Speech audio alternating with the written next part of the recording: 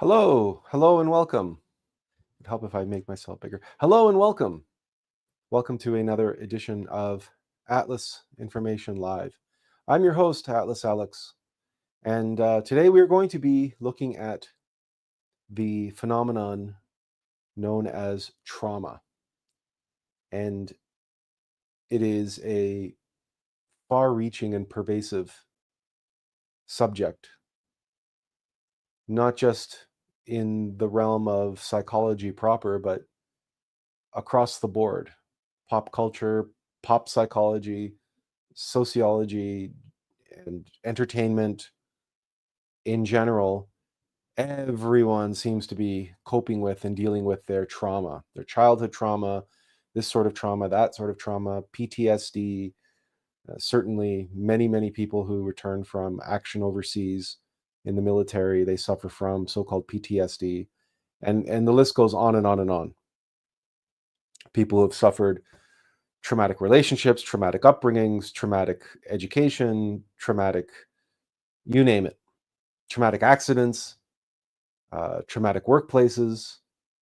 It just goes, the list seems to be endless. And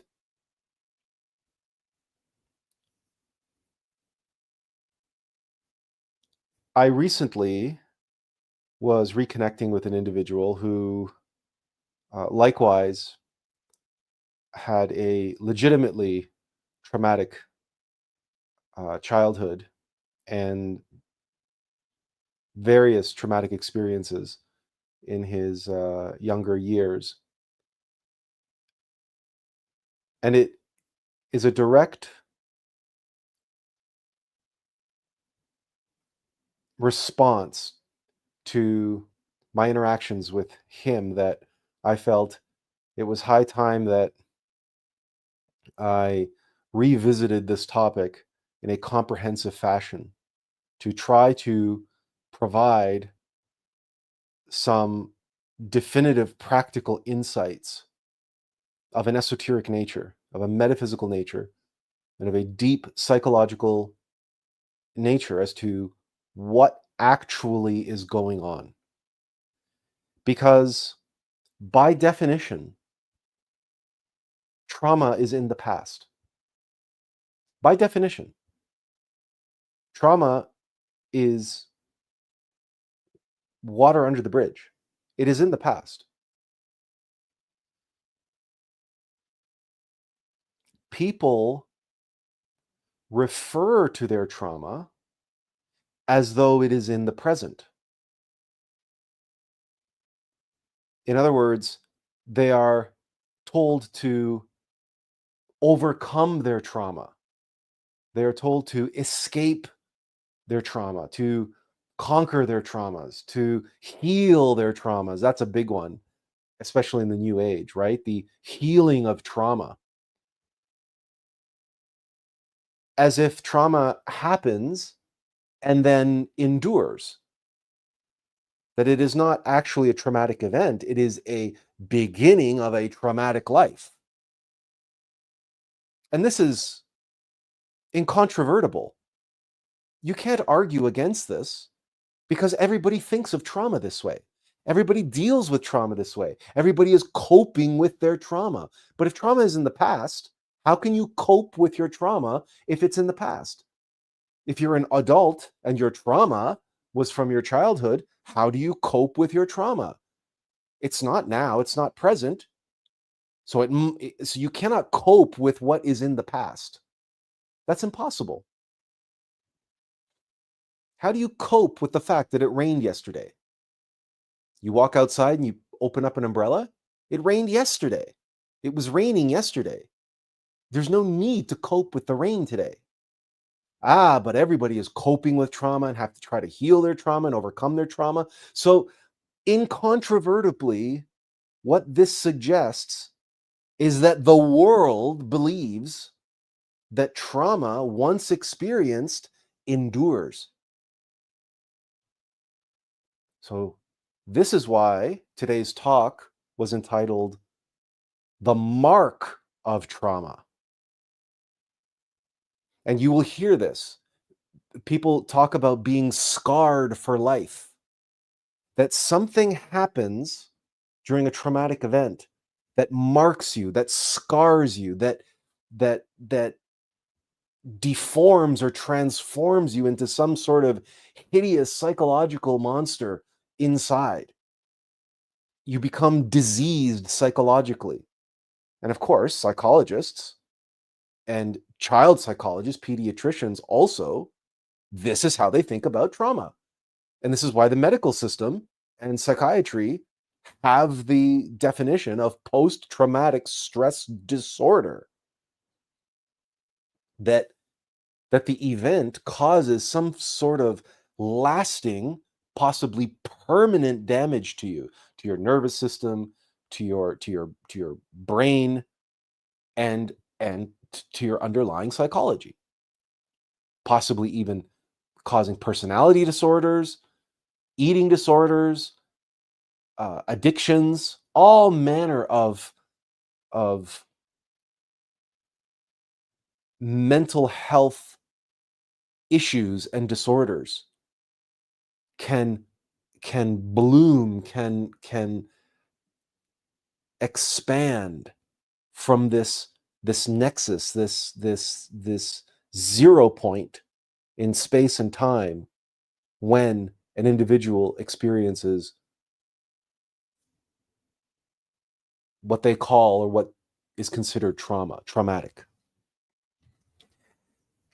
Now, that, of course, is looking at trauma from a very, very narrow perspective. That's looking at trauma or traumatic incidents, traumatic events, from the acute, intense, singular event, trauma. A momentary, sudden, unexpected, seemingly unavoidable, and intense acute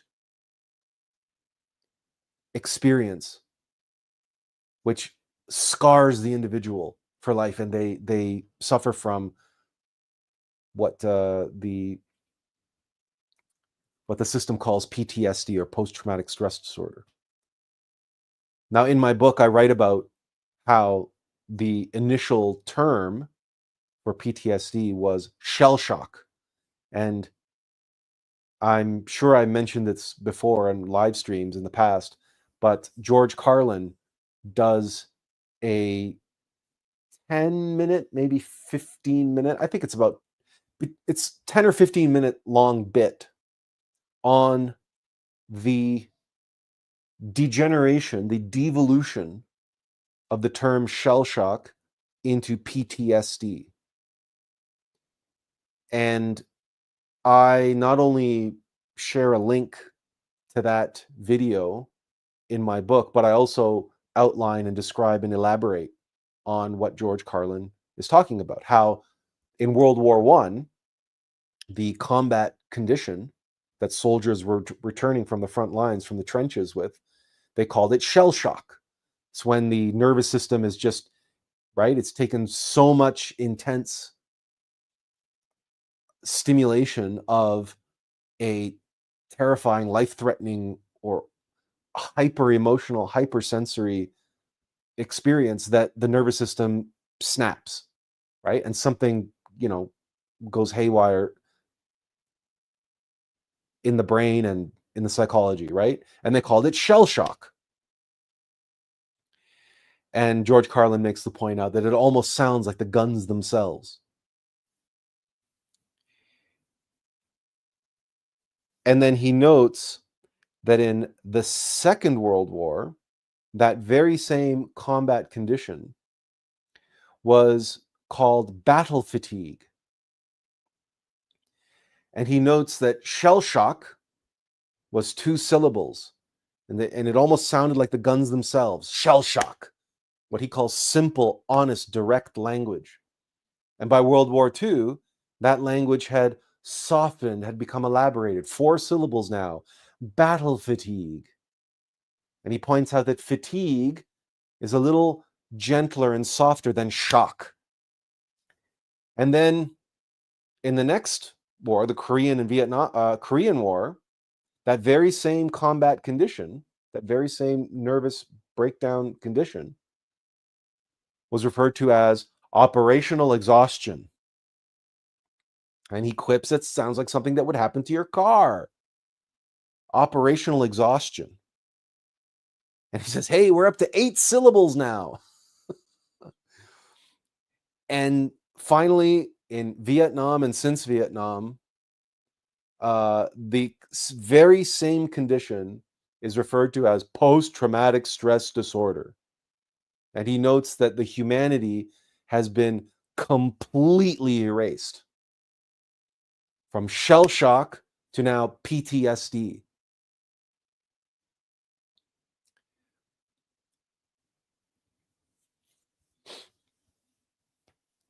We mention that because that, in modern contemporary terms, the very concept of PTSD, it's worthwhile to note the origins of the term itself and how originally it was noted that it was a simple, honest, direct description of a human condition returning from war, that someone was shell-shocked.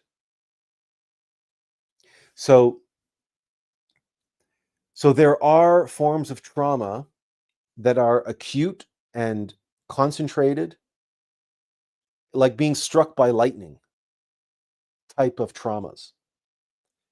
But there's another kind of trauma, one that people may or may not register, but those who had prolonged suffering. So even those who were shell-shocked returning from the war, not everybody became shell-shocked in an instant. For many, it took weeks, months, years on the front line. It's the same thing with having a traumatic childhood.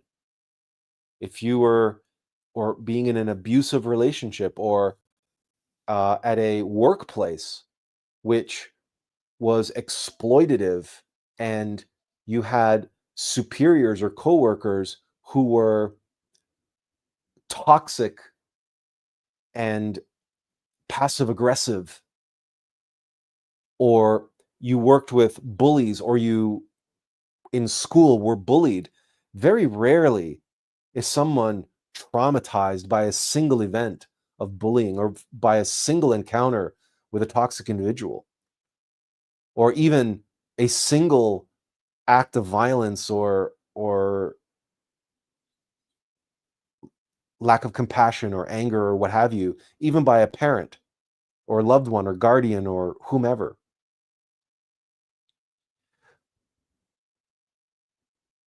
But imagine experiencing that every day, without fail, 7 days a week, for years on end. The analogy to this, the analogous form of torture that was practiced in Asia during the Second World War, Korean War, Vietnam War, was known as Chinese water torture or Asian water torture. And it was a particularly insidious kind of torture where you took your victim, you strapped him down to a table, you immobilized him, and above his forehead, you put a cup or a pitcher or a gourd or some vessel, and you drilled a tiny hole in the bottom and you filled it with water, such that that vessel dripped a drop of water, slowly, rhythmically, methodically, consistently,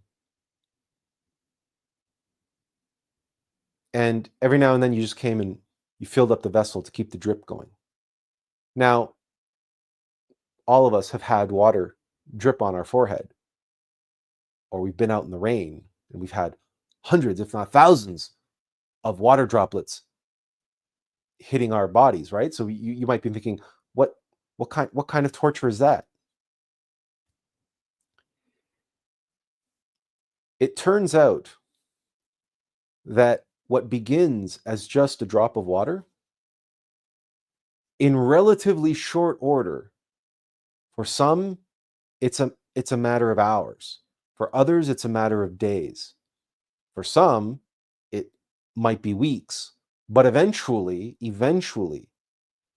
each and every drop of water that's landing here between your eyes or on your forehead, each and every drop feels like a sledgehammer. Now, it takes time to get to that point. But this is a known fact. This is a proven, experienced, documented form of torture, which is incredibly sadistic, precisely because it seems so innocuous at the beginning. And because it is so simple, it doesn't even require anybody to be present. And if you have prisoners anyway, you just tie them down to their cot and you have this vessel above them and you have it hanging above them, and every now and then, every hour or every day or however long, because it takes a while, dripping one drop at a time for something to empty out, right? So every half a day or every day, you come and you fill that up. But those drops of water, they prevent the individual from sleeping, from thinking, from it becomes their entire world becomes this constant, incessant. So the idiom that we have, the expression that we have that captures this is the expression death by 1,000 cuts. And again, as painful as a single paper cut might be, the loss of blood from a paper cut, a paper cut is not lethal. But as the idiom suggests, death by 1,000 cuts. It's in the same way that a bee sting might be painful. And unless you're allergic to bee stings, a bee sting will not be fatal. It won't be anywhere near fatal. You can get stung by a bee, no problem. Unless you're allergic. That's a different ballpark. But if you are attacked by a swarm of bees and you suffer hundreds of stings, now you will have had injected into your body enough bee venom to approximate a rattlesnake bite. Because as it turns out, bee venom is very, very similar to rattlesnake venom. It has the same neuropsychological, it's a neurotoxin. It has similar neuropsychological effects as rattlesnake venom. And as you know, a rattlesnake bite can kill easily. And so can 100 or 200 or however many it takes. I don't know the exact figures, but you get the idea. One bee sting is not a problem. A few bee stings are not a problem. In the same way that you can actually take rattlesnake venom, diluted in a small enough dose. Rattlesnake venom is a medicine. It's actually beneficial. It has beneficial effects. There are modalities of healing in parts of the world where they use bee venom, and they intentionally allow bees to sting you in certain places. And I believe is it for arthritis or acute pain or some other maladies that people suffer from, that are regional, locational in the body, and they can use bee venom for that.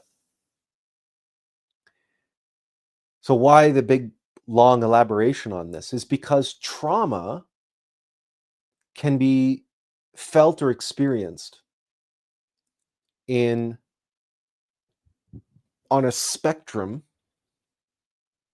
and you can think about that spectrum as like a mathematical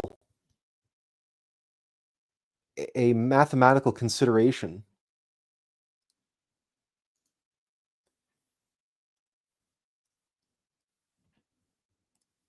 If we call this intensity and we call this time, then there's a curve to trauma that's kind of like that.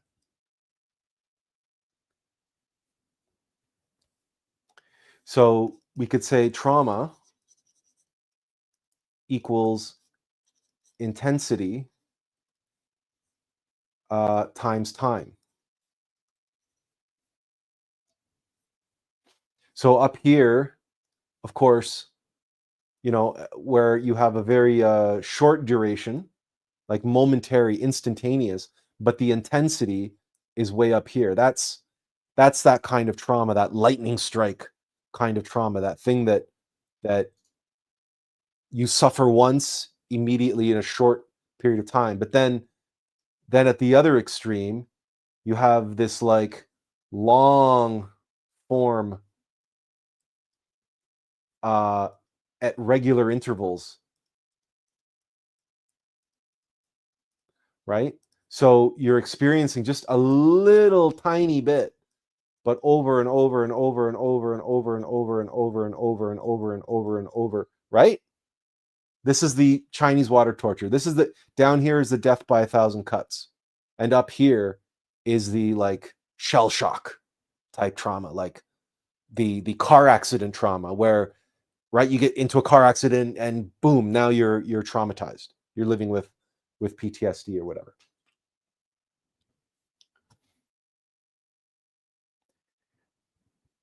Generally speaking,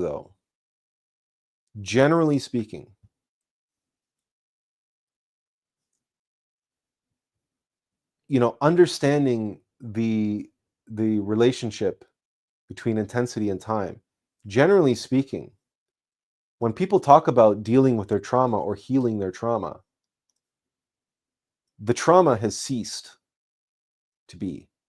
So time exists. It like, this is the now. Okay, this is now. And the trauma has come to an end. The Chinese torture has ended. The abusive relationship has ended. The bullying ended. Okay, whether it was the acute, sudden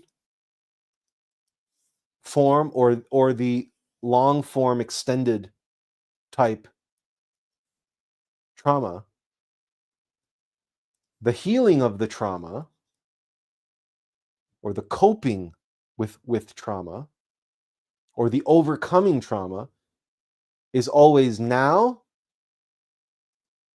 plus, meaning now and the next now and the next now and the next now and the next now, but it's now. So what we are really facing, and that's again, what we're facing is the mark of trauma. And if that sounds vaguely familiar, it's because if you recall, there was a character called Zorro, and there are many movies and films and books called The Mark of Zorro and The Mask of Zorro, which also happens to be relevant to this discussion.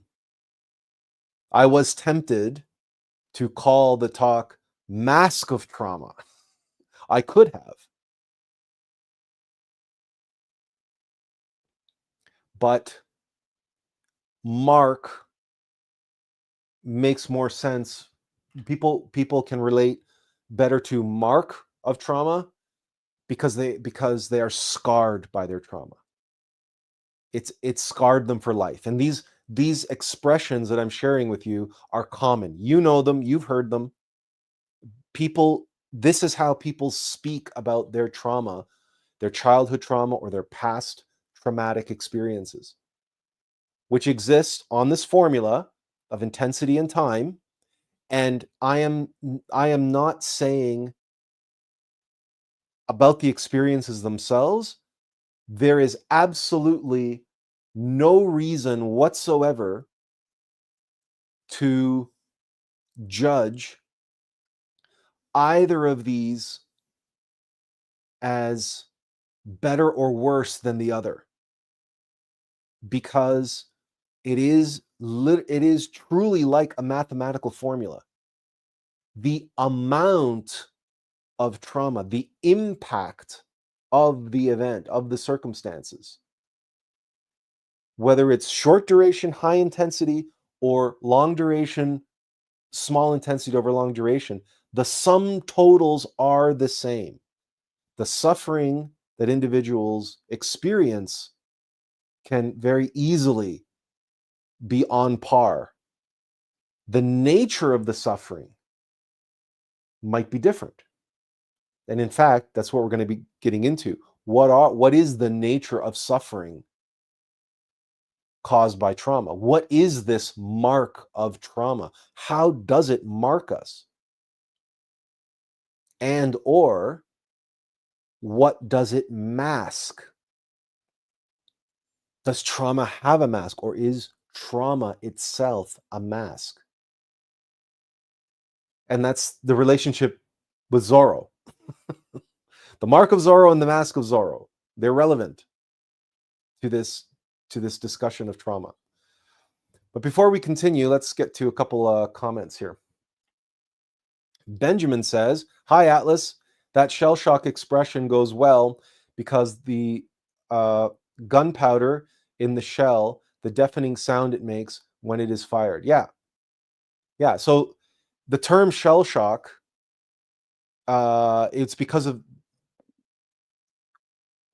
the First World War brought the advent of shelling your opponent with artillery. Before then, before the First World War, there was no artillery. There was cannon fire, but no artillery. So by the First World War, either before or during the First World War, there was the advent of artillery, which was the construction of the projectile and the shell. And so they referred to shelling the opponent, the adversary, with artillery. You would shell them, and we use the same term today, right? Shelling the enemy with artillery. And so the shock waves that were created by this shelling, because while in the 19th century, in the 18th century, cannons were solid iron balls, they had explosive cannons, but those were called mortars. And you could not launch a mortar from a long barrel cannon. So mortars were very short range type ballistic weapons. So they're like, if you remember the Looney Tunes cartoons, where they would have the black cannonball with a fuse, and that would explode, and that's actually what mortars were like. Those were like the first grenades. So you would light the fuse, and then you would fire it from a very short, stubby cannon, because you couldn't put a lit mortar down a proper cannon, because it would explode inside the cannon, and all the shrapnel and everything would kill your own men. You never want artillery or cannons to explode in the same way that you don't want a shell or a bullet to explode inside the chamber of a gun, because it backfires, the gun explodes and ends up exploding in your face, and possibly, most likely, blowing your hand off. But anyway, we're getting into the weeds of military hardware. But yes, the term shell shock comes from the fact that the advent of shells, that the tips of the shells were explosive, and then the propellants that that gave the propulsion to the shell were that gave the propulsion to uh, the ballistic projectile. That propellant was contained inside of this thing called a shell. So you fired the artillery, and then you opened the chamber and you ejected the shell and you put in another shell.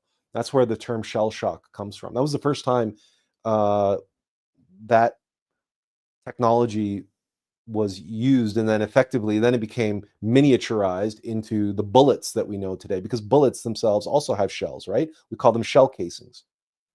So Leah de Tonacour says, neurotoxins. I'm living with my alcoholic son who treats me terribly. I already have CPTSD and schizoaffective disorder, and I'm reliving what his alcoholic father put me through. So if we go to our visualization here, okay,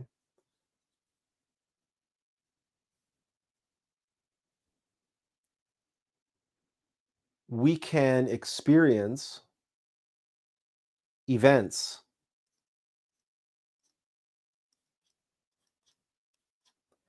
which mimic or shadow or rhyme with past traumas, which bring to the surface the suffering.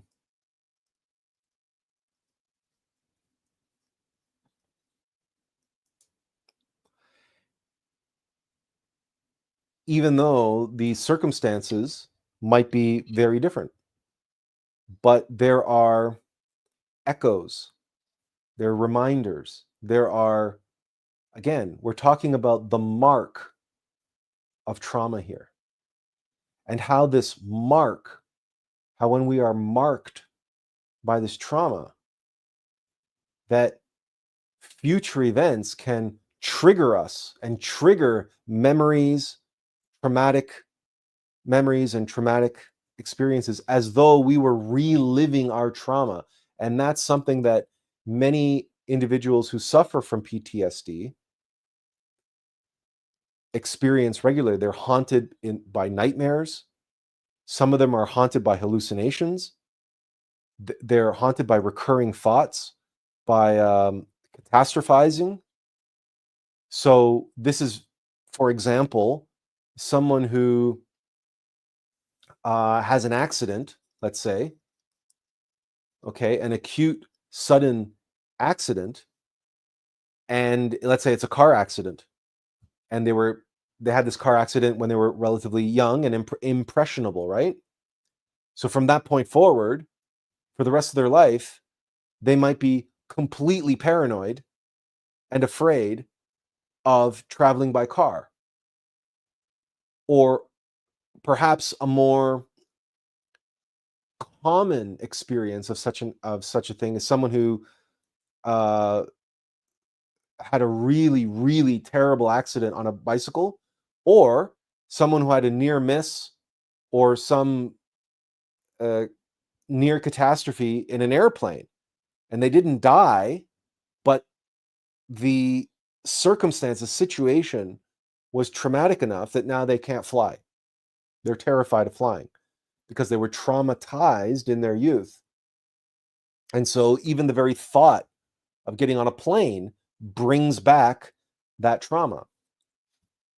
But here's what's key, right? Okay, the trauma, trauma is in the past.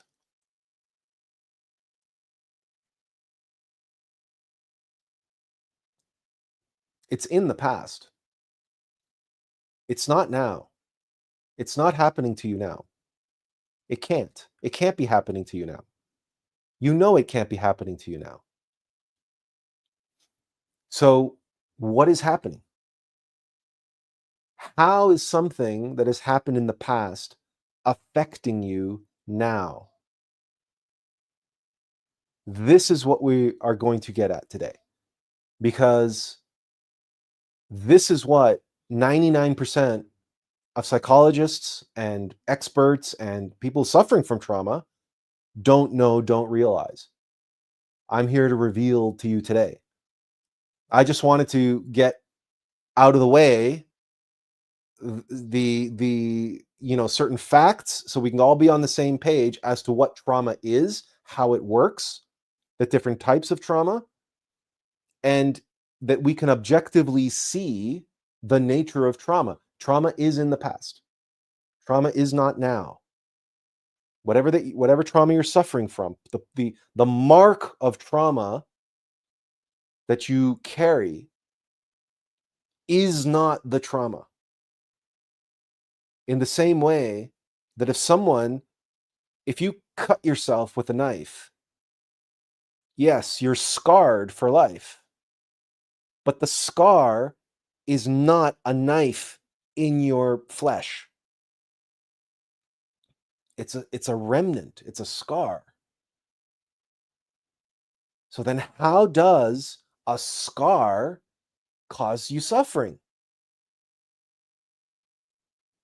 Because the scar heals. The mark heals. And this is what everybody gets wrong about trauma. They keep blaming something that doesn't exist anymore. It doesn't. There is no trauma in your life right now, unless, of course, you're on this red line, because you could possibly be suffering an acute accident or acute series of events over a short period of time right now. You might be suffering new trauma. But if you're experiencing events that are triggering or are callbacks and bringing back so-called suffering that you've experienced in the past and that you thought you had got over, but now they're coming back, that's like someone who, like, if someone who had a particularly bad cut on their arm, and now years later it's all healed up, but if years later they just sat there staring at that scar and spent a great deal of time and energy rekindling the memories and meditating on and visualizing and trying to rekindle how they felt while that knife was making that scar, they can make that scar hurt. The mind, the body has a memory. The emotional body has a memory, and the mental body has a memory. And the mind-body connection is intimate. And yet, even so, even if you perform that exercise, and if you've ever experienced acute pain, like, for example, I have a broken collarbone, and I have a metal plate in my collarbone from where they fixed my broken collarbone. I bet you that if I really meditated on it and set my mind to it and put a lot of energy into it, I could make my collarbone feel the same way it did the moments following when it was broken, and the moments following when it was broken.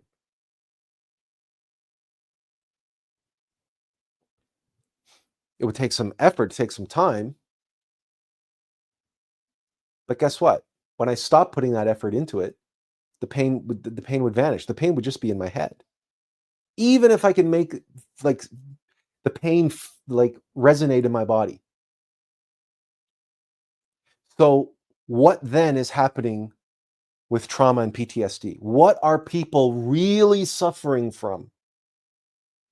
Why are people really suffering? And a way to get at that answer is to ask the question, Why did this shit happen to me? Why did God and my divine mother give me this trauma? Why was I subjected to that treatment? Why was I subjected to that mistreatment or that accident or that acute experience that marked me and scarred me for life? What was the point of it? Because anyone who has undergone bullying or abusive relationships or any type of event that can be considered traumatic and scarring for life, even if they're atheist, they will have asked that question. Why did this have to happen to me? Or why did this happen to me? How did I deserve this?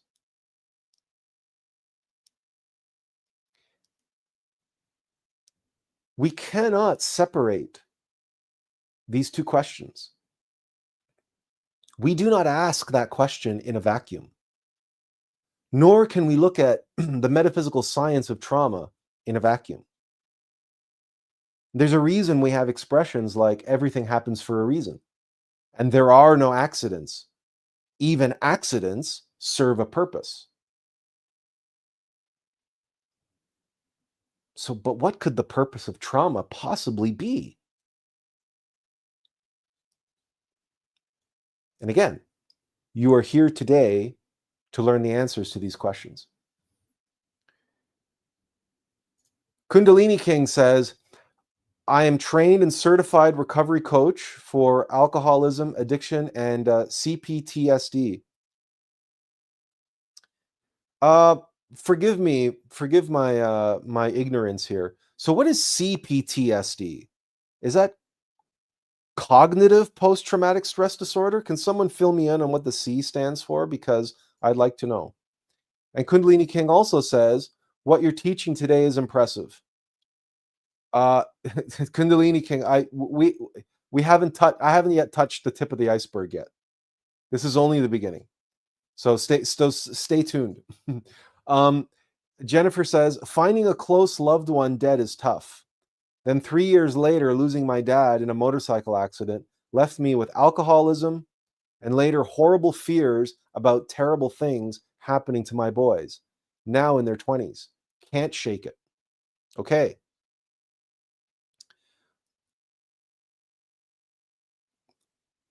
We're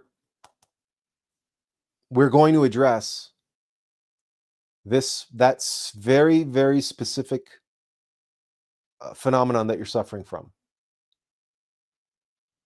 The horrible fears about terrible things happening. We're going to address it. So it's going to take some time, and we need to get all of the comments out of the way so we can get into it in properly. Kundalini King says, you are a very wise man, Attlas, a good teacher. Anyone who would want to better understand trauma would do well to learn from you. I hope so. I pray, Kundalini King. I pray that they can, and that they do, and that they will. And CPTSD is a physical brain injury, and if gone untreated, it becomes chronic illness. So C must stand for cerebral.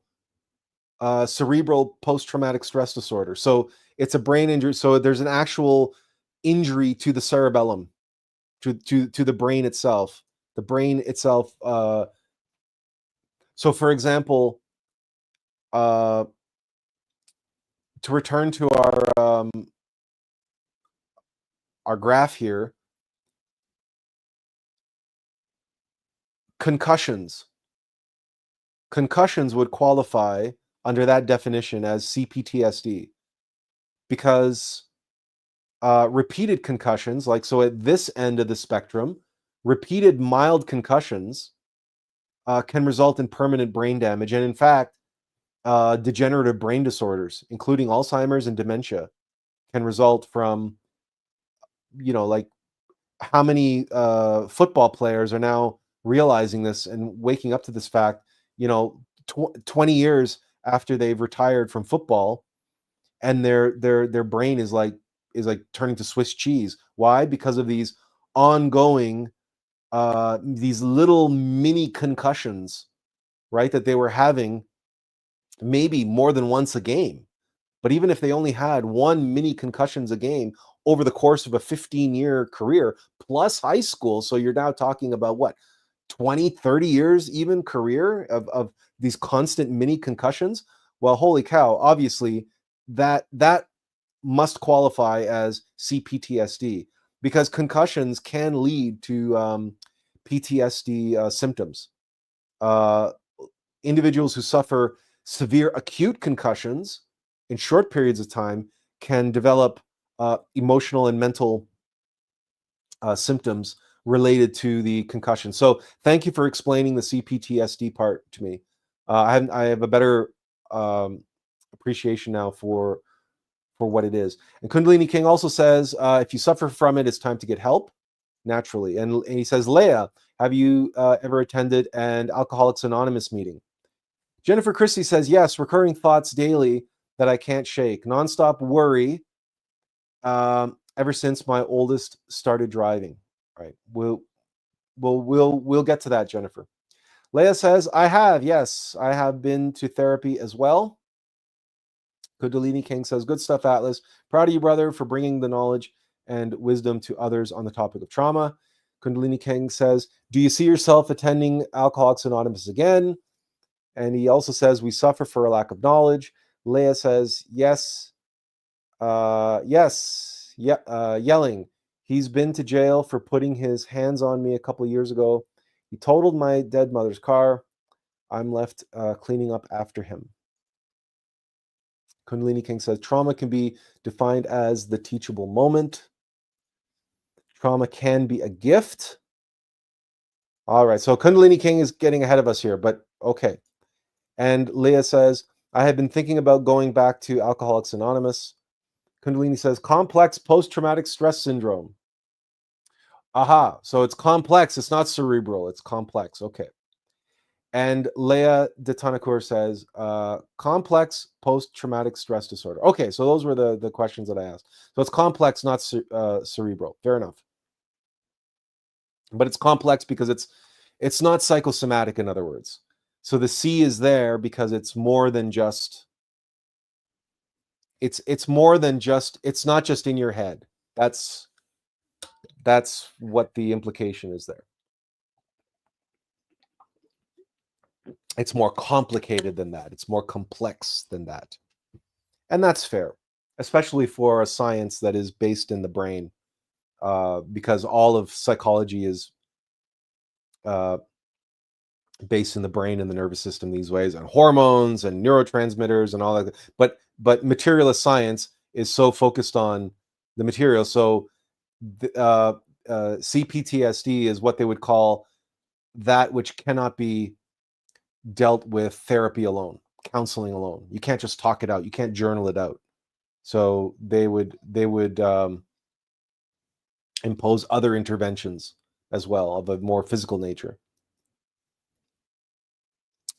And Kundalini King verifies. He says it's complex because it's cerebral and a whole lot of things. Yeah. So, okay. All right, then. Let's continue. Okay, let's continue. I'm not going to whiteboard for this part. I'm going to ask you to visualize and follow along with me a pair of identical twins. A pair of identical twins. They're genetically identical. They may not have the same personalities, but they're genetically identical. And they undergo the same childhood trauma at the hands of their abusive parents or abusive guardians. Let's say in this case that, just to make it a little bit more spicy, let's say these identical twins were adopted, and that, or they were in a foster care program, and they were abused by their guardian, their foster parent. Because as you may or may not know, there's a great deal of controversy and intrigue around the entire adoption and foster parenting system, and a great many dark occurrences happen within that system, and a great many people have been traumatized and scarred for life as a result of that. But it could be any number of traumatic events that these twins underwent together. They experienced them together. Now, the first twin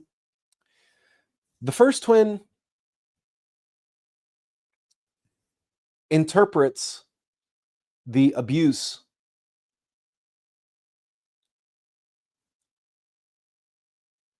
in a way that is not at all surprising that a child might.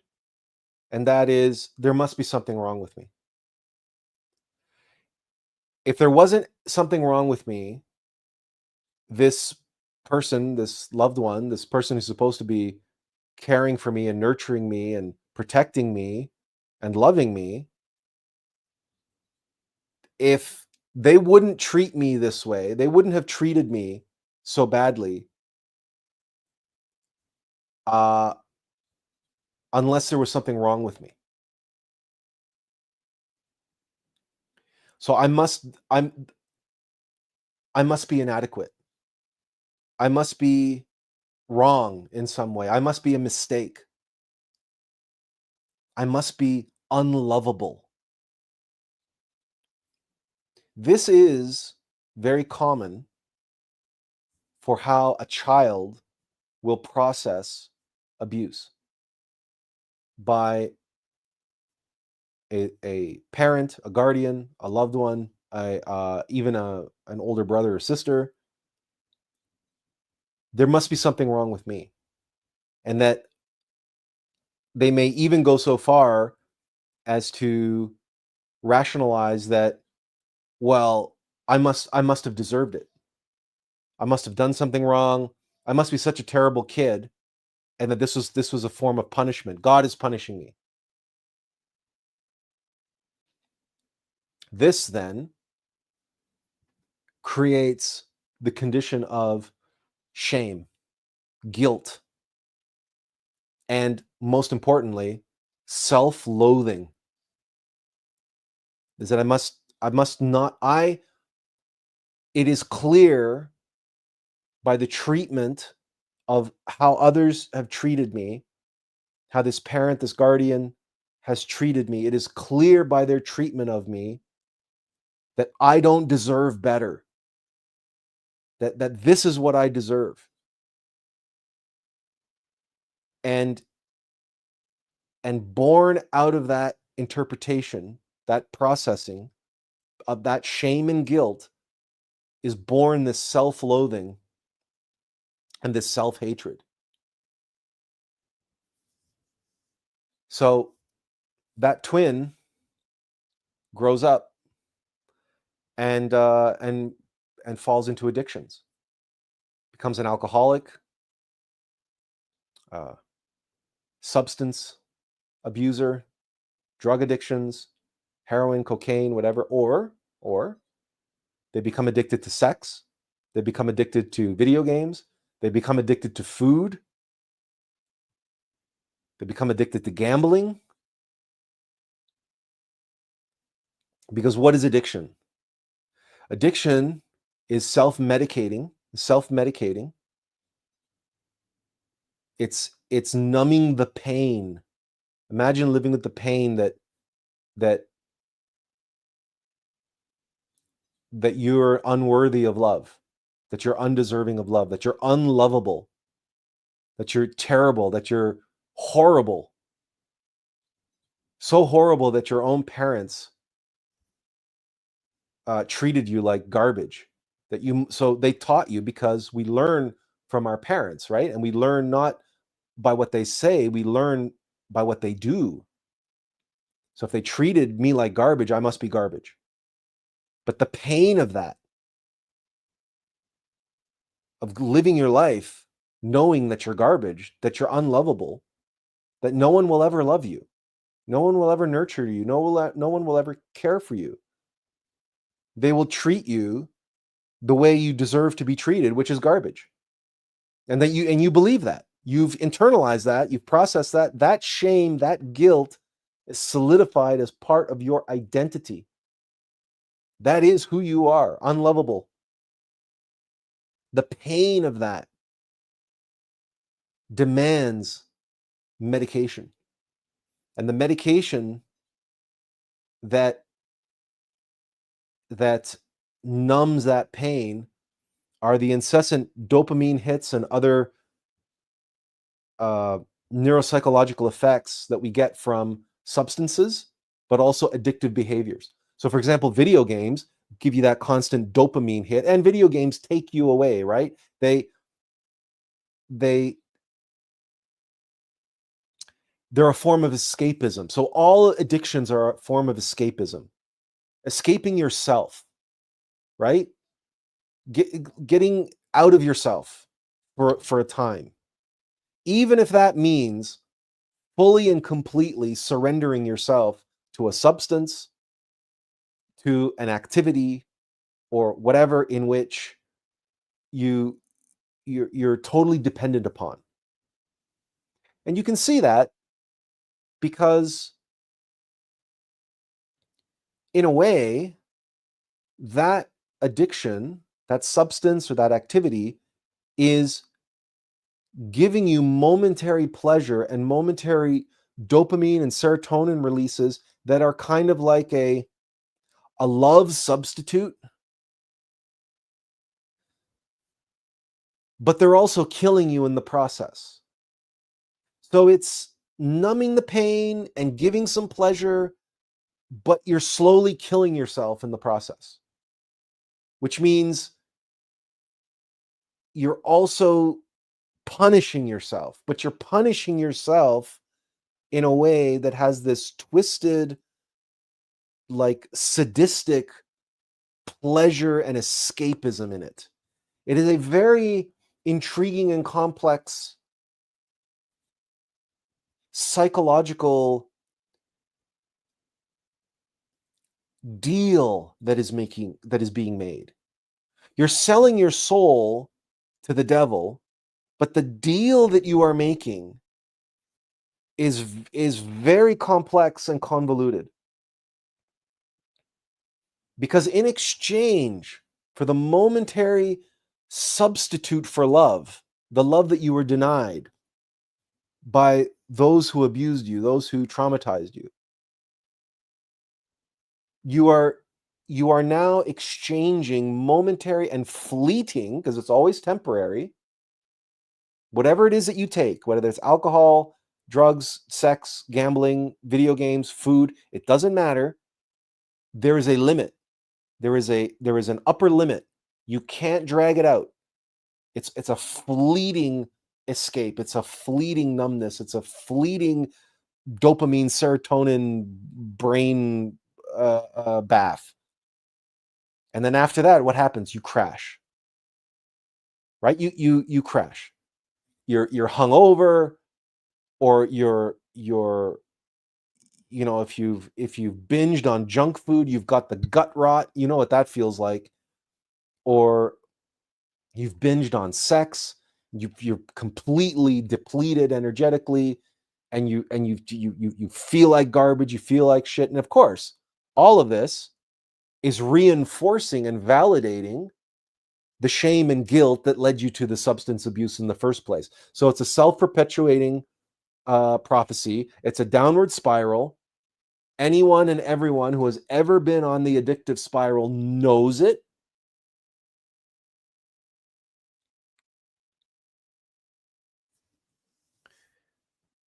But let me ask you, why doesn't the addict, who is so, that first twin, who is so enslaved to these beliefs about themselves, to the shame, to the guilt, They're imprisoned by that shame and guilt, that self-loathing, that self-hatred. That they've picked this self-destructive, this slow death, truly a death by 1,000 cuts. Why don't they just self-delete? Why don't they just go to a really tall building and end it all? Why don't they self-delete?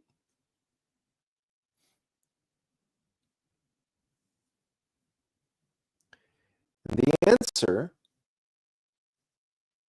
is because they're traumatized. They hate themselves. There's lots of self-loathing. And they are killing themselves, but they're doing it slowly, with little bursts of dopamine and serotonin along the way, with little escape and numbness, and right? They don't have the courage. They're afraid. They're afraid of death. They're afraid to kill. They're afraid to self-delete. I have to use these euphemisms because the platform that we're on doesn't like certain words and doesn't like certain concepts. So we'll keep the discussion of this concept to a minimum anyway. But the point is that twin who falls into addictions because of self-loathing, because of the trauma, that self-loathing and the addictions that are caused by the self-loathing is a mask. And what it's masking is their fear. The addiction is a slow, methodical, stretched out, slow motion suicide. One that doesn't feel like death. In fact, it feels like euphoria in little bite-sized portions. And when it doesn't feel like euphoria, it feels like I'm garbage, I'm worthless, it's the crashes, right? It's the crashes it's the highs and lows. But the crashes, right? The being hungover and the in the wake of a binge, of an addictive binge, in the aftermath of binging on your addiction, the feelings you get are shame and guilt,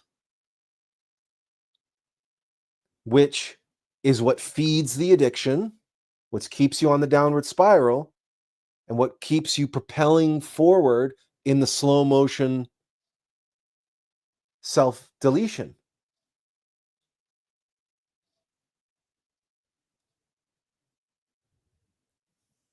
And all the while,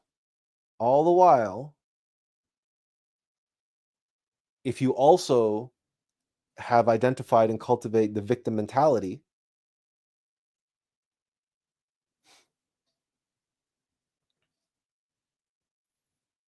then the real cause of your suffering, the real source of your suffering, is fear. Because, as I've explained many, many, many times, there are two sides to every ego. Every ego is like a coin. It has heads and it has tails. And what's the flip side of fear? It's control. It's dominance. It's domination. So how does that demon of fear control you and dominate you and manipulate you and get you to do what it wants you to do? Through pride and shame and self-loathing. And the addiction that follows, which is a mask. The whole thing is a ruse. It's a cloak. such that everybody who's suffering from addictions, and if they look it up on the internet, it says, well, that's self-loathing. And so how do they go about trying to solve that self-loathing? Oh, self-esteem. We got to build up your self-esteem. You got to build up your self-esteem.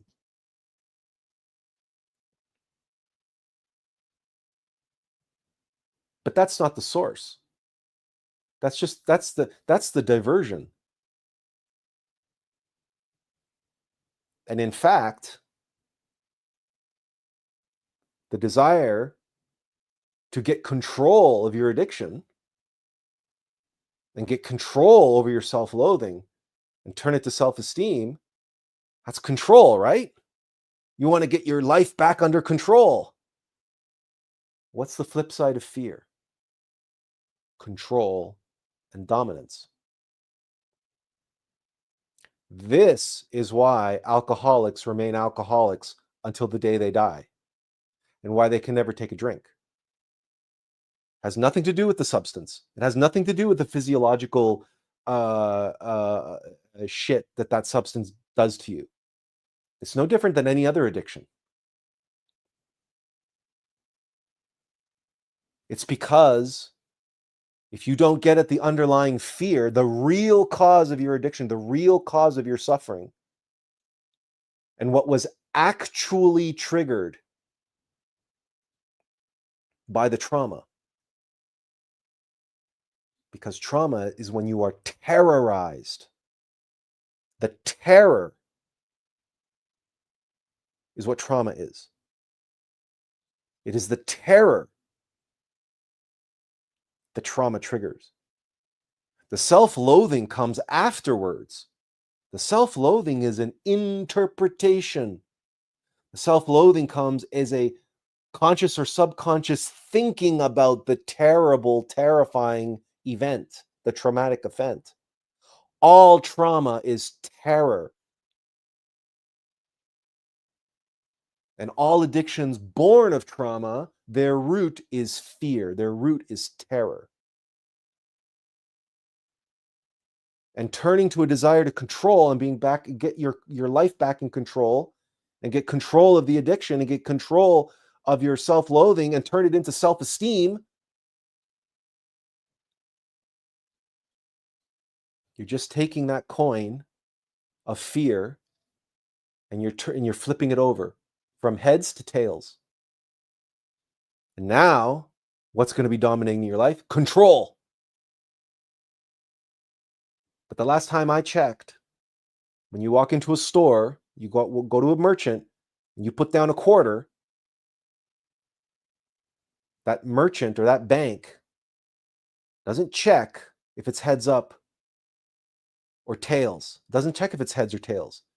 Doesn't care. Doesn't matter. You know why? Because it's one coin. It's one coin. Heads or tails, doesn't matter. It's the same coin. It has the same value. It has the same purchasing power. It has the same power. To be in the grips of fear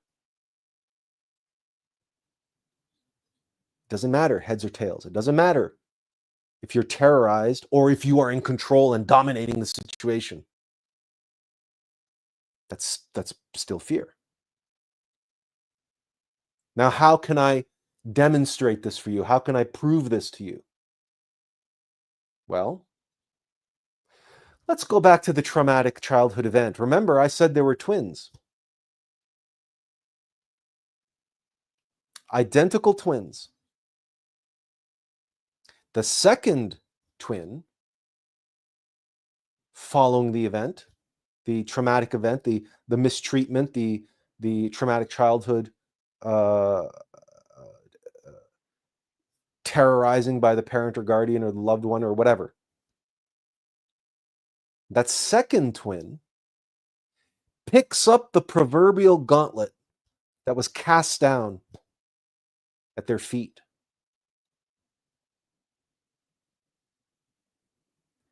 And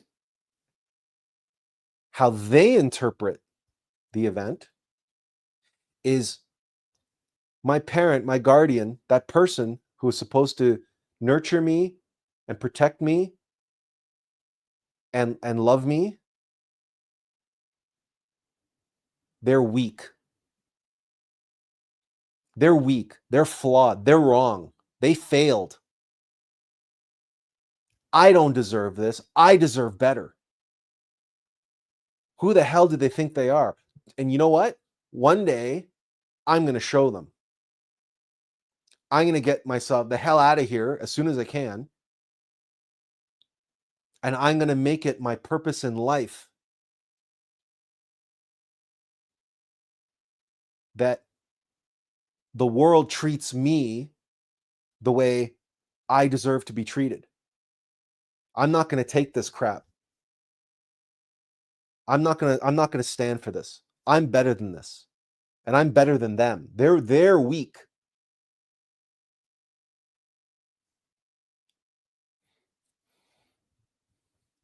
And it takes quite a bit of cognitive capacity on the part of a child to be able to see past the physical strength of an adult that is abusing them. Because invariably, when it comes to childhood abuse, there is invariably some sort of physical component. Not always. It can be simply psychological. But still, but even that psychological abuse will have this overbearing authoritarian dominance aspect to it on the surface. It takes tremendous insight and tremendous cognitive strength and strength of will for a child to see past the surface and see past the physical strength or the outward strength and the outward dominance being imposed on them as a young child who doesn't have the same physical strength, the same, can't stand toe to toe with an adult, let's put it that way. But they can see past the adult. They can see past the surface, and what they see inside is a weakling. Someone who has to abuse another weakling in order to make themselves feel strong. That's the impetus behind all manner of abuse from an authority figure, abusing someone who's in a position of submissiveness or is in a position of vulnerability. It is their vulnerability and innocence that makes them an easy target. And in the twisted way that the ego works, that weakling, that individual of a weak spirit and of a weak will and of a weak psychology metaphysically inside of themselves will try to make themselves feel more dominant, more stronger, more capable, and more in control. Why? By dominating the lesser, the innocent, the weaker. Right? But you see, in the dynamics of this, the child might metaphysically, psychologically, spiritually even be very strong. They're still in the body of a child. A child, like a 5-year-old, 6-year-old, 7-year-old, the 7-year-old can't defend themselves against a fully grown adult. He's just 6-year-old, right? So physically, they're very vulnerable. They're physically weak. But that child internally, psychologically, metaphysically might be a giant. And if a psychological, metaphysical, spiritual giant is imposed upon by someone who is outwardly physically strong but weak inside, that psychological spiritual giant inside can see right through that and will say, how the hell is this happening? This is a grave injustice. This is injustice.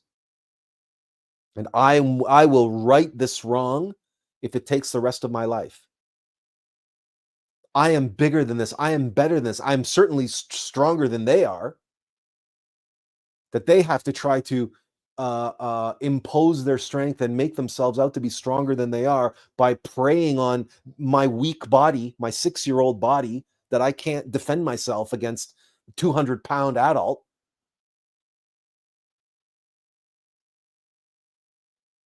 But this, you see the difference in dynamic. This child sees this as a challenge, sees a test. You want to go with me? Just wait till I turn 18. Just wait till I come of age. Just wait till I grow up. Just wait until my body, this physical vehicle, catches up to where I am psychologically and spiritually. So they accept that challenge. And their life becomes defined by that moment, by that trauma. And they begin to affirm to themselves all the time, I am better than this. I am better than this. I'm better than they are. I'm stronger than they are. I will endure. I will resist.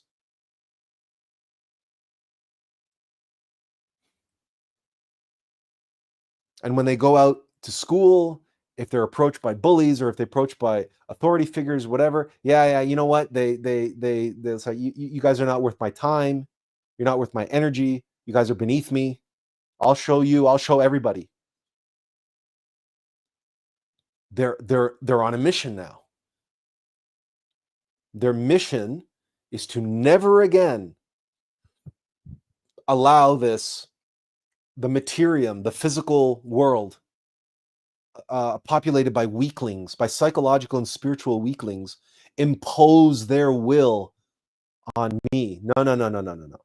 I'm going to turn the tables because I deserve better. And if anybody is deserving to impose their will on anybody else, it's me. And that second twin grows up to be a captain of industry, a titan of technology, a multimillionaire, a billionaire, a incredibly charismatic leader, a powerful, influential political figure or president or world leader. And they seek to change the world.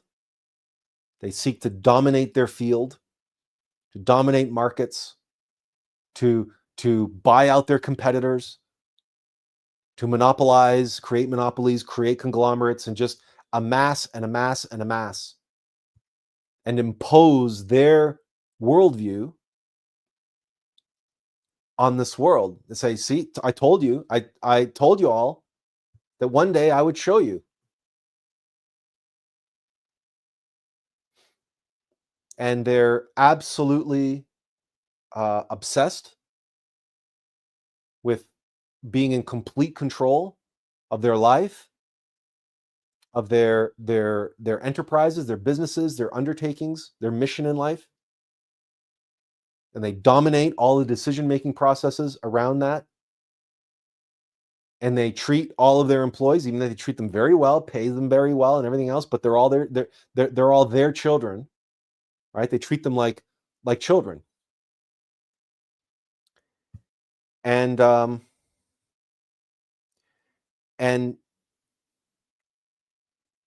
you might even say the rush that they get from that, from amassing wealth and power and authority, it's never enough. They have to keep growing and amassing, and it's never quite enough because it never heals the wound. It never, for whatever reason, there's always another hill to climb for them. There's always something more, and because there's always other people out there trying to dominate and trying to impose their will, and every time they see somebody who they see as being weaker, stupider, spiritually they're lesser, they're inferior, but they're coming at them with all of their wealth and their power and their armies and their weapons and their political influence and everything else. It says, no, I'm not going to take this shit. I'll show you who's dominant. And here we have the elite class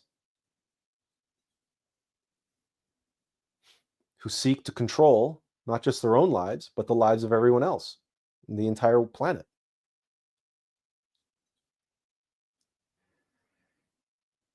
Remember when I said that every ego is a coin that has two sides, heads and tails? Well, the flip side of fear is control and dominance. And the flip side of shame is pride, narcissism.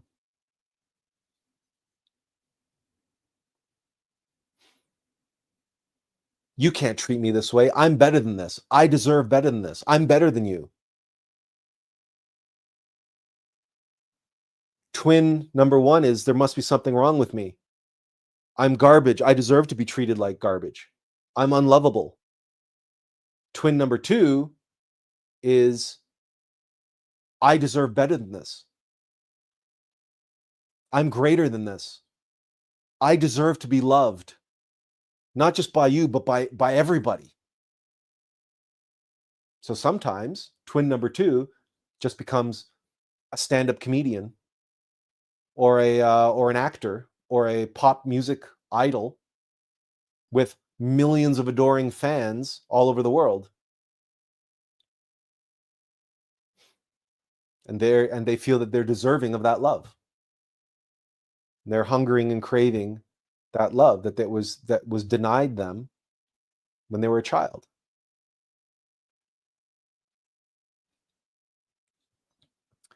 But to say that someone who is just amassing power and wealth at infinitum and can't stop, that's an addiction. And influencers and online and social media or whatever who are just chasing after followers, or television evangelists who now build stadium-sized houses of worship, so-called stadium-sized churches that can pack in 100,000 people.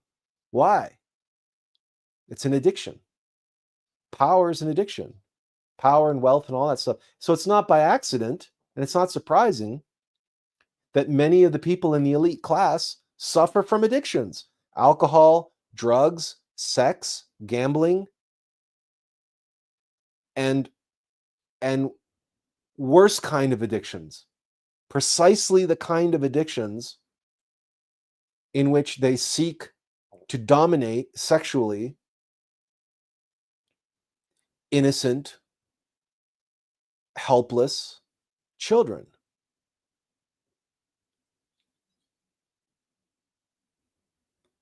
Because self-esteem is not strength. It is not strength. Pride is not strength. It is as weak as shame is. Why? Because pride always seeks and needs validation from without. Pride needs power. Pride needs wealth. Pride needs followers. Pride needs the adoration of millions in order to validate the bullshit beliefs and affirmations. It's as much as an illusion as I'm garbage and I'm unworthy and I'm unlovable. It's two sides of the same coin. Remember this, it's one coin. The coin only has one value. Heads or tails. But the illusion of that dichotomy is how ego pulls the veil over us all, over all of psychology, and everybody's suffering from traumas and everybody's suffering from addictions, who are desperately trying to turn shame and guilt into self-esteem, and trying to turn one form of narcissism into a different form of narcissism. because the victim mentality is 100% driven by narcissism. And so is the megalomaniac and the one who has a superiority complex, the guy who has a God complex. That's also narcissism. Right? We all know that. All the psychology textbooks will tell you that. Yeah, but the problem is all of that's a front. All of that's a mask. People think that they've been scarred by trauma and that that's the mark of trauma. Victimhood, shame, guilt, or as I'm showing you, this hyper overcompensation, the supercompensation, and the megalomaniac. The I'll show them attitude, right? I'll get back at them. I'll have my revenge. Then one day I'll be the last one laughing when I'm at the top of my empire, the top of my pyramid, and all these little underlings and all these people who were abusing me and thought they could take the best of me. Haha, I'll have the last laugh.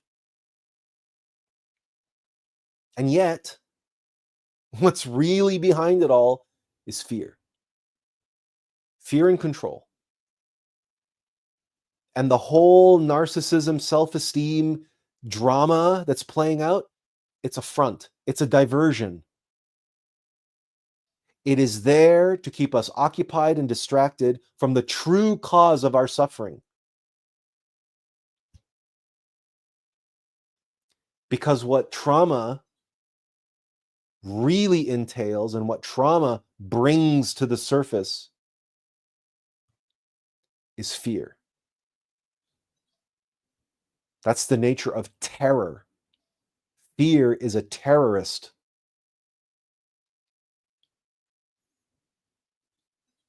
Fear is a terrorist. When have you known terrorists to face you mano a mano? When have you known Osama bin Laden to strap a bomb to his body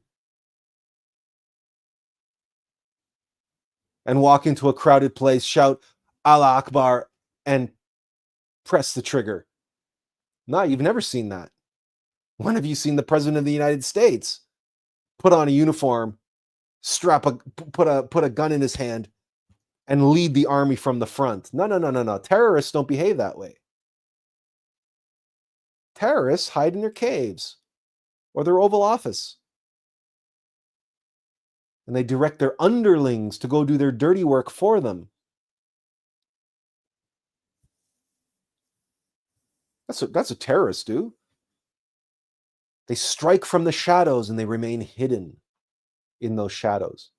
And they have useful idiots and pawns, cannon fodder, go out in the open and go out in public and make these claims and those claims and these demands and those demands and everything else. It's like a mob boss. It's like any leader of any kind of organization that is an organization of terror, that uses fear as its modus operandi.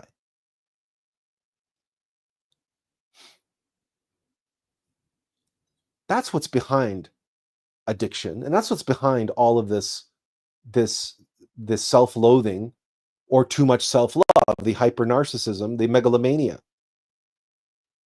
And that's the whole reason why people who have too much self-esteem can just as easily fall into the addictions of alcoholism and drug abuse. And you know it because the world is filled with millionaires and rock stars and pop stars and who die of drug overdoses.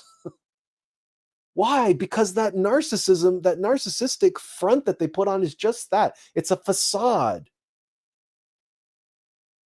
Just like the self-loathing and the victimhood that the passive-aggressive person uses is a shield, is a front. Because the I that defines pride, that I doesn't exist. It does not exist. It is an illusion. But what does exist is fear and the desire to control, to be in control, to be dominant, to dominate, to impose the will of mechanical nature. That's determinism. That's the force of determinism. That's fear. To control outcomes. That's fear.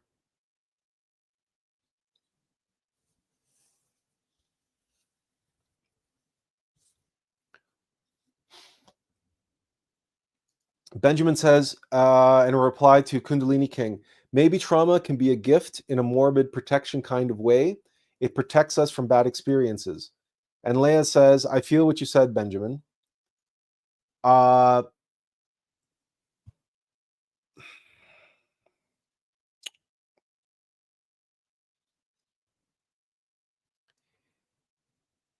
What you're describing here, Benjamin, is the possibility that trauma acts as a kind of inoculation against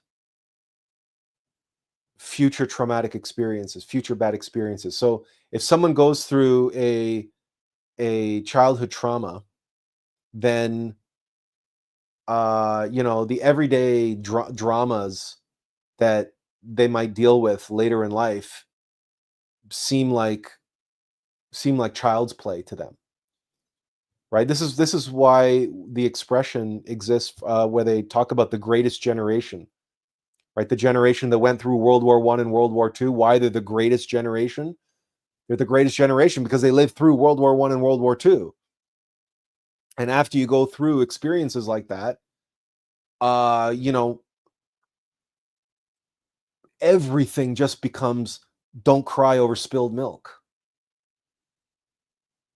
Once you've gone through the experience, like a good while back, I did that live stream on Hacksaw Ridge, and the soldier's name, who's I'm not going to remember his name, but he's played by Andrew Garfield in the Mel Gibson film, and he goes into combat without a rifle. He goes into combat just as a medic. You go through the experience of pulling, dozens and dozens and dozens of guys out of the way of certain death, and they're mangled and they're wounded, and some of them like fatally wounded even. But you don't know that when you pick them up out of the battlefield. Right, Kundalini King, yes. Private Desmond Doss, yes, thank you. And and Kundalini King says, an amazing human being. But when you go through something like that, well, geez, the rest of your life, everything has to feel like child's play. Right? You're in your like 16, 17 years old, or he's in his late teens, early 20s, and he does that. And then he comes back to the United States, then, I don't know, the leaky roof, I don't know, the muffler falls off the car, I forgot to buy milk. I mean, these they just don't matter, right? They matter, but you just laugh. So, but that's not necessarily because we underwent the trauma and we're traumatized, right? The being traumatized, having PTSD is the opposite. Having PTSD is that any little thing gets to you. It's like what Jennifer was mentioning earlier, that she can't even watch her boys, go out, take the car and go out on a Friday night to go to the movies with their friends without her freaking out. Because she's carrying the effects, the mark of the trauma. But the mark of the trauma, the real cause of her trauma, is fear. And what is controlling and manipulating her is fear. And it's acute the hold that it has over her is so strong that any little thing now triggers it and sets her off. And she like goes into a panic. I know what that's like. I'm an open book. I've told you guys many, many, many times that the nature of the demon that is responsible for my depression, bipolar, and epilepsy, and everything else that I deal with, it's fear.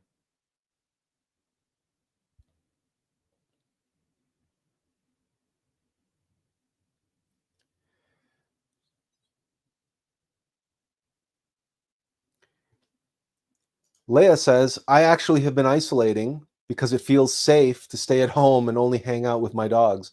Kundalini King says, I have 14 dogs, Leah, and I haven't left home in a month. Cocooning, of course, is a obvious strategy for coping with fear, because you remain in a safe space, and if you're surrounded by your dogs, then your safe is all the more safer, because who the hell is going to break into your house and mess with you when you have a bunch of barking dogs, right? They're not going to look in the window to see if they're big dogs or little dogs. It doesn't matter. I had a little dog, right? My little terrier, he was a small dog, but he had a big bark, right? Nobody was going to come in this house. Nobody was going to come to check to see if it was a big dog or a little dog. No. They're going to move on, right? So cocooning with a bunch of dogs, it's a strategy to stay safe. But here's the problem.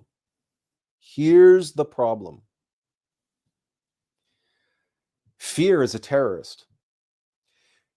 Some of you who were watching when I had a seizure on stream, live on camera, you know this. You know that the demon of fear is a terrorist. There I was, just doing my thing the way I'm doing it now, and then boom, I went away. Grand mal seizure right there, live on camera for everybody to witness. The terrorist came, struck in the shadows, and then just as soon as he came, he went, and I came back. It's no way to live a life, believe me. Now, you might not have seizures, but you know what it's like to be gripped by fear, to be gripped by terror. It's no way to live, is it?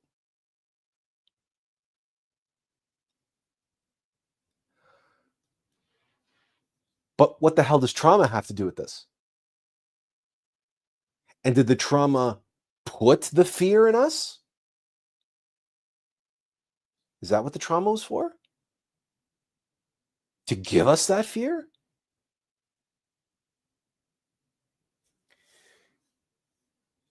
I'm going to go out on a limb and assume that everybody has seen Jaws.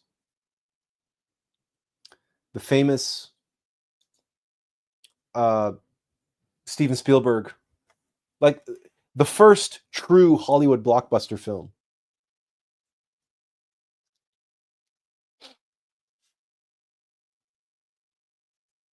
Right? Everybody's seen Jaws at some point, or you know about Jaws. You're familiar with the concept of Jaws as a movie.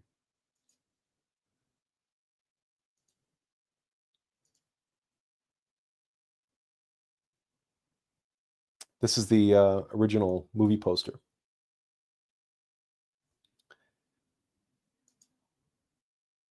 What was so terrifying about Jaws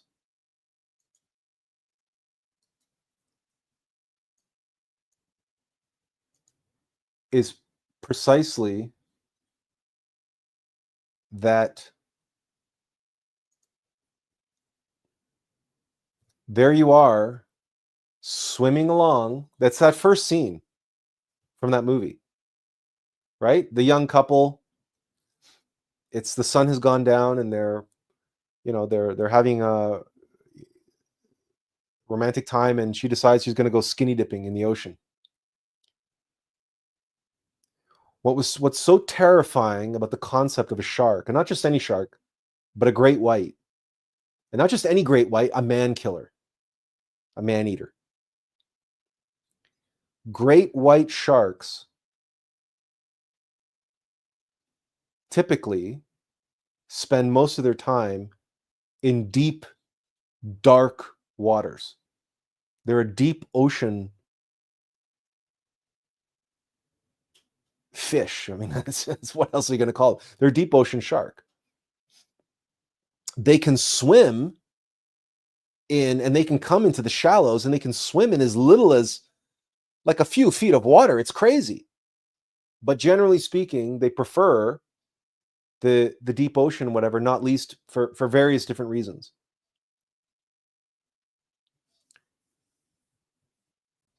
But obviously, when they come to feed, great whites have a preference for surface dwelling meat. They particularly like seals and sea lions, porpoises, smaller whales, belugas, and things of that nature. And as you know, whales, while the smaller whales, while they can go pretty deep, they generally speaking have to stick to the surface because they have to reoxygenate. It's only the great whales that can truly go deep for an extended period of time, and that's because of their sheer size and the magnitude of their lungs. But I digress.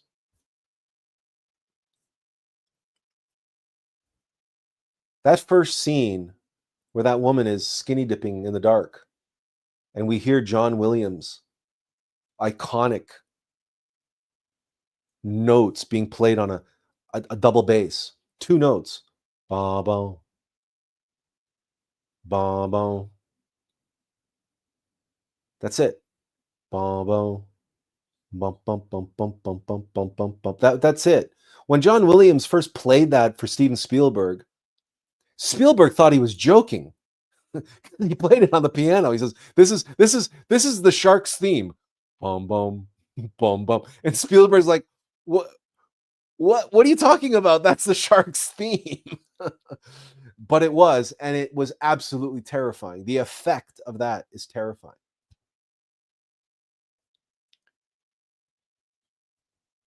I propose to you that one of the reasons why Jaws became the first summer Hollywood blockbuster, the first movie in history where people were lined up around the theater to see it, and when they came out of the theater, they went back to the back of the line to watch it again. Jaws and Star Wars. These were and they came together in close succession in the theaters. They defined what would end up being the template for Hollywood for decades, as in terms of blockbusters. Two very, very different films, but both veiled expressions of absolute universal truths related to the human condition. I propose to you that Jaws is an allegory for fear. It is our fear. And why it is so terrifying, the film, because you can't see it. Or if you do see it, it's just a fin in the water, but then it disappears again. Where is it? Where is it? That's a terrorist. He shows himself just long enough for you to know he's there, and then he vanishes again. Why? To terrorize you. That's fear. Because to terrorize you is to manipulate you, is to control you, is to control your behavior. What is it in Gladiator when the senators are talking about Senator Gaius and Senator Falco are talking, and they're talking about how Commodus has proclaimed that there be 150 days of games to honor his father. And Senator Gracchus says, "Oh, he's cleverer than I thought. He'll bring them death, and they will love him for it." Because fear and wonder is how Commodus manipulates the mob.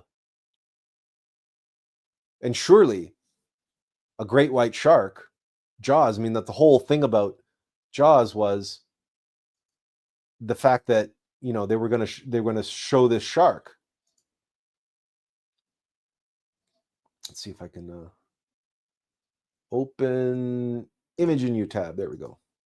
Right? There's Steven Spielberg, a very, very young Steven Spielberg, inside the giant mechanical shark.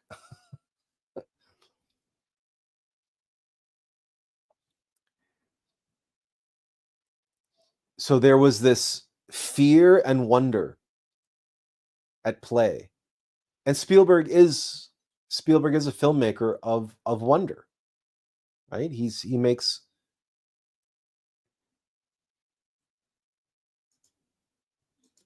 but there are a few things that you can imagine that would be more traumatic than surviving a shark attack. Number one.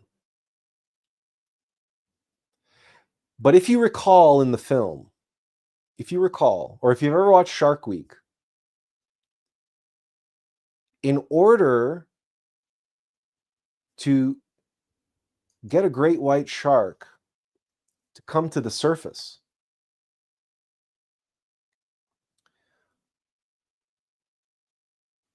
you have to what they call chum the water.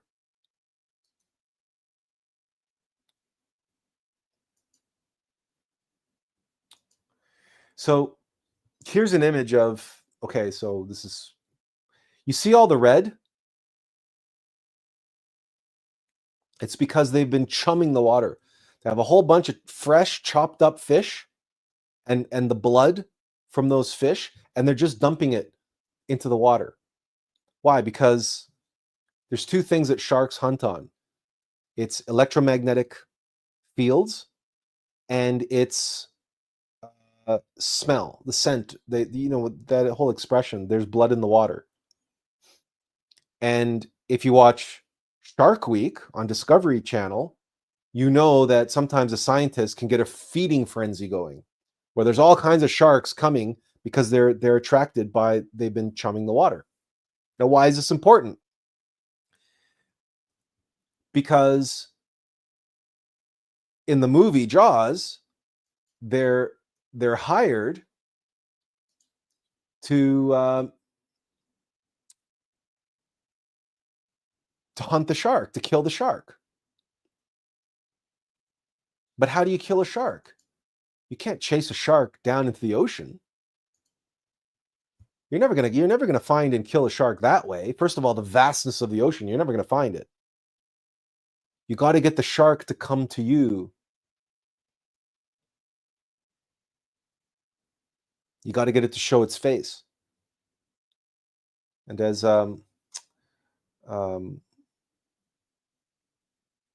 what's his name? I'm so terrible with names. Oh,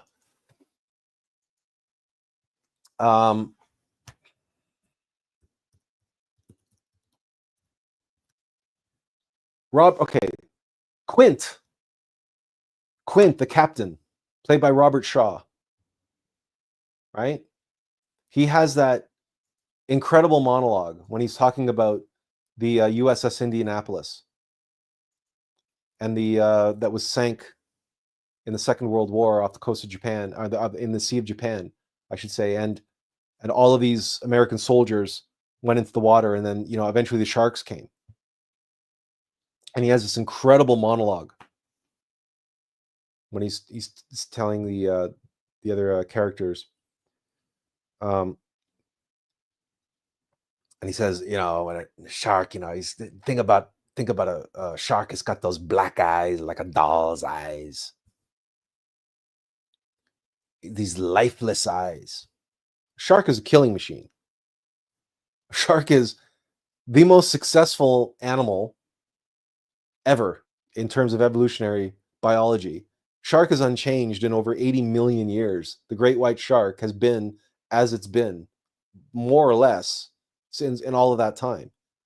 It is an absolute perfect killing machine. It serves its function in mechanical nature so well that mechanical nature hasn't felt necessary to make any changes to it, tweak it in any way. No, it's done. It's essentially perfect.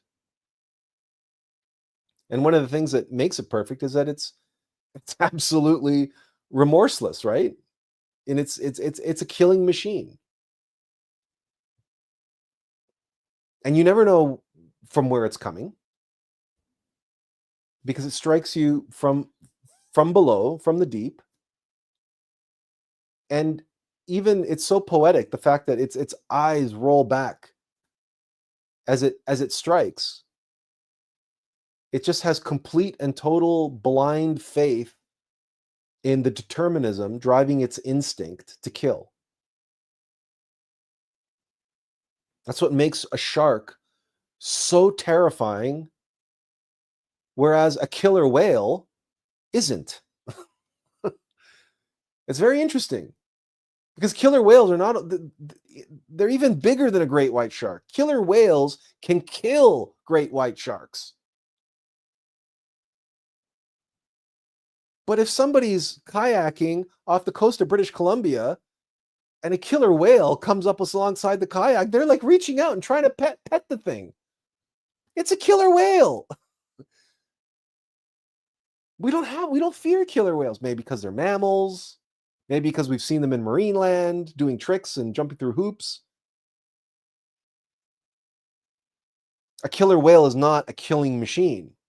It is no less a killer and is no less proficient at killing than a shark, but it's not a killing machine. Whales have something more going on there than sharks do. And we feel that, we sense that.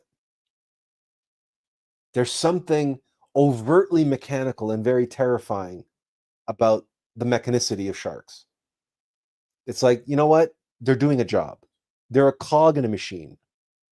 And if given the opportunity, they're going to do what they do, which is relentless and remorseless. And the fact that they can never stop moving or they will die. If a shark stops moving, it will die. It will suffocate because it has no mechanism to move water across its gills.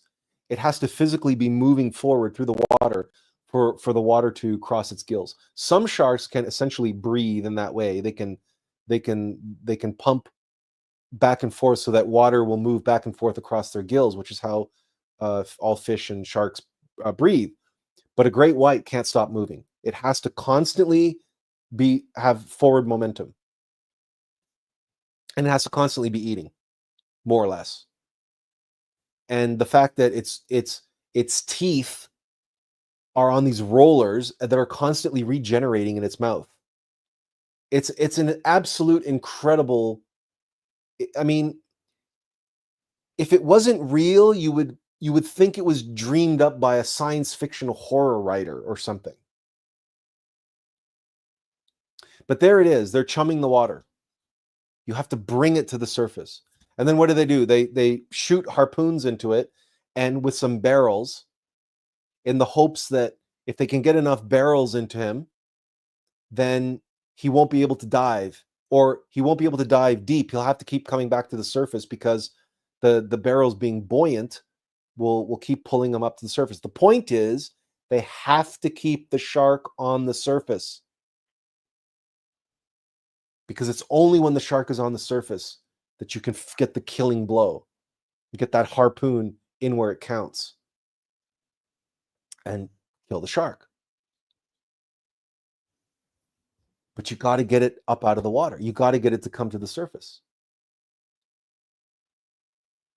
But if it prefers to be in the depths, and if it prefers to hunt from the depths, from below, and if it prefers to remain hidden, It's not going to come up to the surface unless it's to bite you in half, and then it's too late.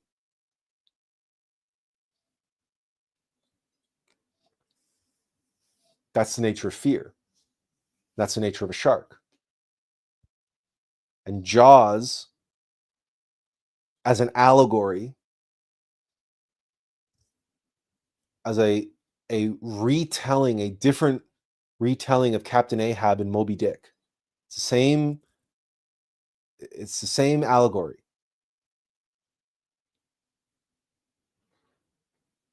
And Moby Dick really is about trauma, because Moby Dick, the great white whale, takes Captain Ahab's leg and he swears revenge. And it is his bloodlust and desire for revenge against the white whale that is his tragic flaw, his desire for vengeance. But that's another story. But for Jaws and the allegory that what we're dealing with, you see, Quint is traumatized. Quint survived the sinking of the USS Indianapolis. He survived watching hundreds of his fellow seamen, his shipmates, die in the icy waters of the Sea of Japan, not because they were drowning, but because they were being eaten alive by sharks. Quint is absolutely traumatized. So much so that he commits his life to becoming a shark hunter.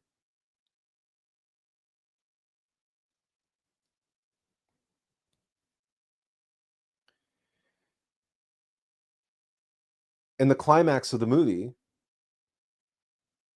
Roy Schreider's character, who's the town sheriff, who's on the boat, in the climax of the film, grabs his rifle, and then what he says to the shark when the shark finally shows his face, yeah, right? He says, "Smile, you son of a bitch." And that's the climax of the film. Smile, you son of a bitch. What do you say to someone before you take their picture, right? You're capturing them. You've got them in frame. You're capturing them. You're going to take that snapshot.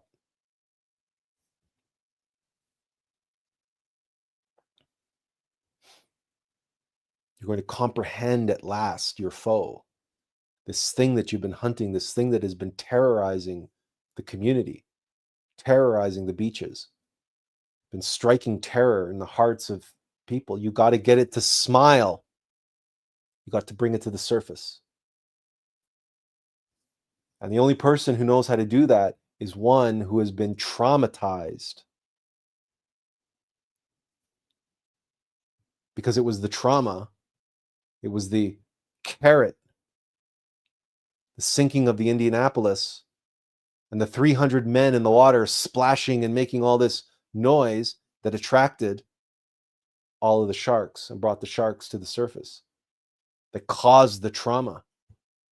Or was it the trauma that brought them to the surface?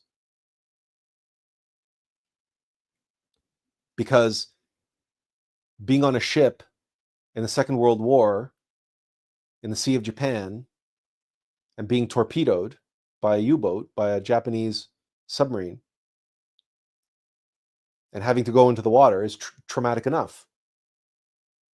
Knowing that you're not going to be rescued because it was a secret mission, because, as Quint explains, they were delivering the bomb, the Hiroshima bomb. And their mission was so secret, nobody else knew about them.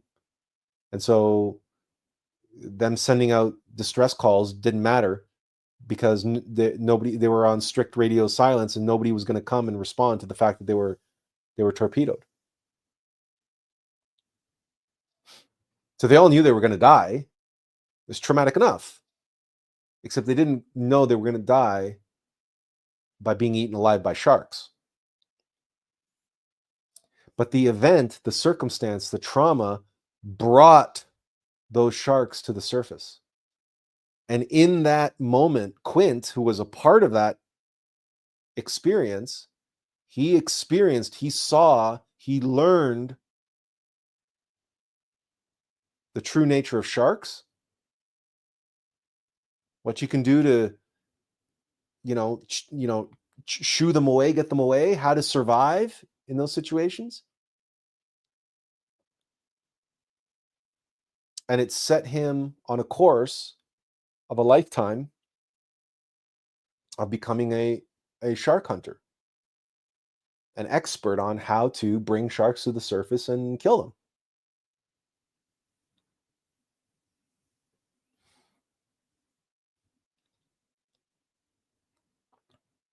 Kundalini King says Moby Dick is the unconscious mind. Let's not go down the rabbit hole of Moby Dick. We can talk about Moby Dick another time. But Jaws is fear. Jaws is terror. He is the embodiment of terror. He's the embodiment of fear. And the purpose of trauma is to bring that fear to the surface.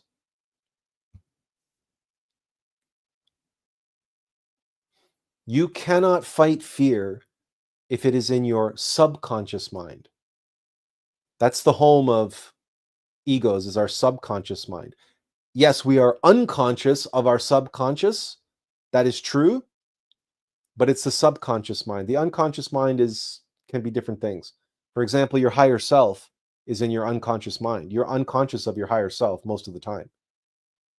There's many, many, many things in the unconscious mind, not just egos. But your subconscious mind are our demons. And that's where fear lives. That's where he strikes from. So yes, the subconscious is unconscious. And like Jung said, you have to make the unconscious conscious. That includes the subconscious. You got to bring the demons, you got to bring the fear to the surface. What better way to do that than through trauma? And why is that important? Well, because trauma marks us.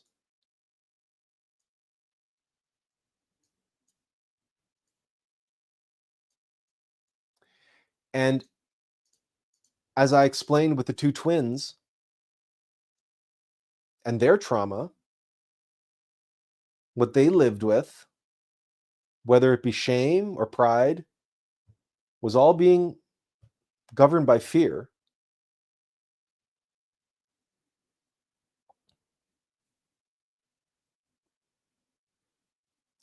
And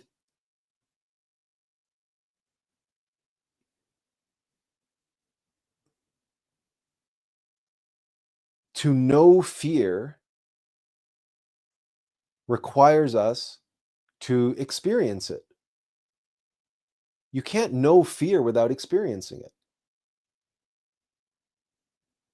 And if it is a particularly strong, powerful shark, then it takes a particular circumstance, an overwhelming circumstance, to draw it to the surface and embolden it so that it then begins to dominate our life.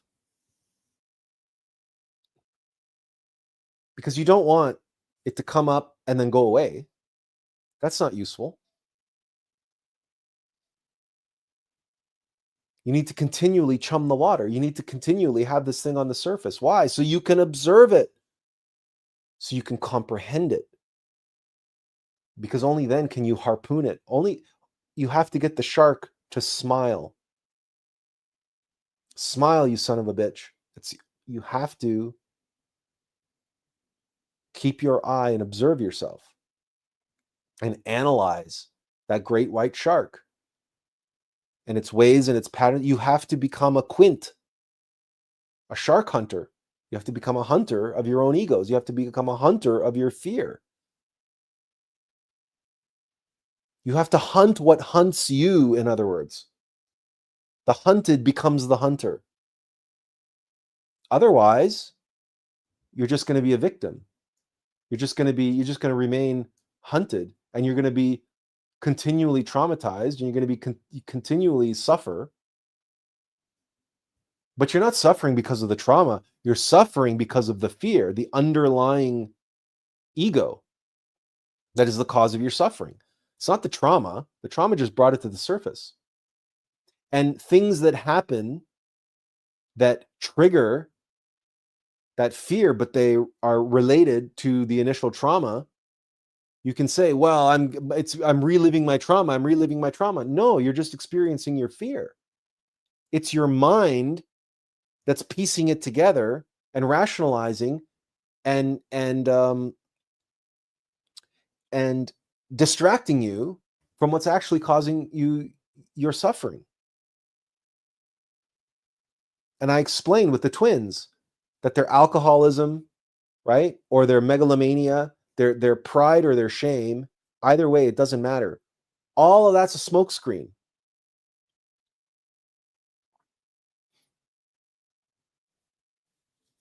That's like the shark coming up and showing you its fin and then going down again.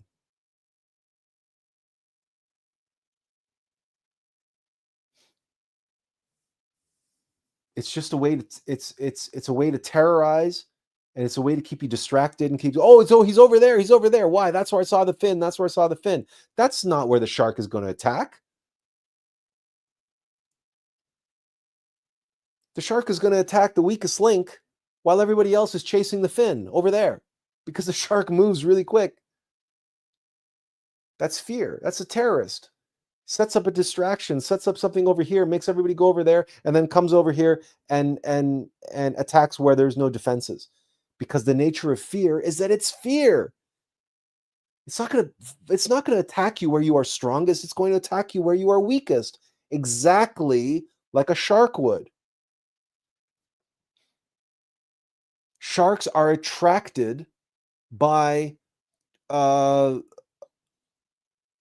creatures that are floundering in the water. So an injured fish or an injured whale that is moving erratically.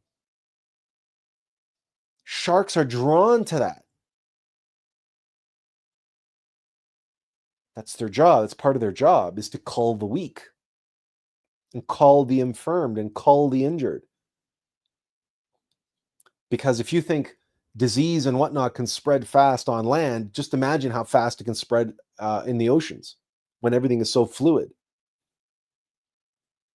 And so when there's a feeding frenzy, that's why sharks just keep showing up and keep showing up and keep showing up, because they know that there's a feeding frenzy. If there's a feeding frenzy, there's going to be all kinds of injured fish and half fish and so on and so forth. It's going to be easy pickings.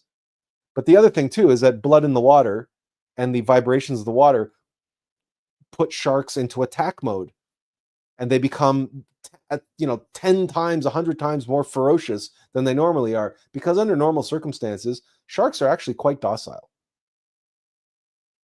If you've ever watched the documentary Shark Water, sharks are beautiful, quite serene and docile creatures.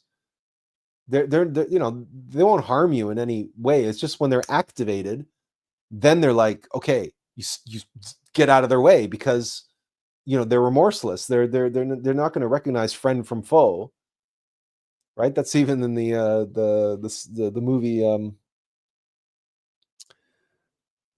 Finding Nemo, right? When the shark's going to, like, the equivalent of Alcoholics Anonymous, fish are friends.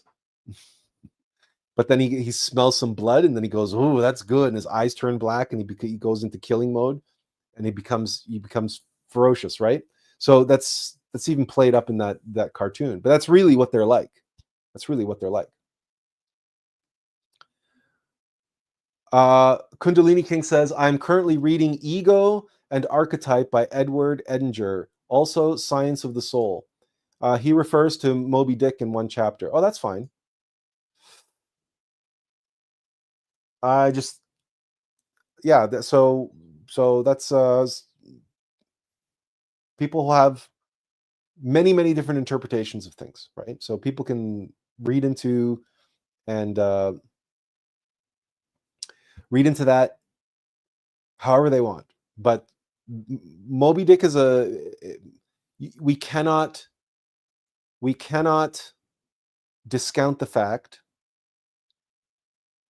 that Captain Ahab is a tragic character. So, and again, I don't want to get sidetracked by this, right? So Moby Dick is the object of Captain Ahab's obsession. So if someone wants to infer or interpret or project onto that that's ego, well, okay, let him. That's fine. I can see where he's coming from.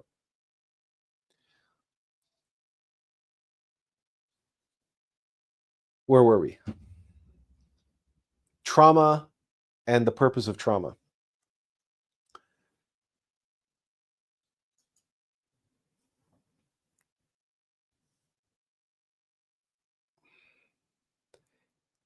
It is not the trauma that people have to get over.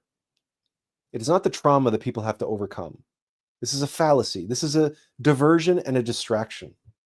Because the trauma didn't start anything. This trauma may have triggered something, but what it did was bring to the surface what was already inside that individual. Or in the case of some childhood traumas, it was the event and the circumstance that needed to take place in order for an ego to reintegrate into the child, an ego from a past life.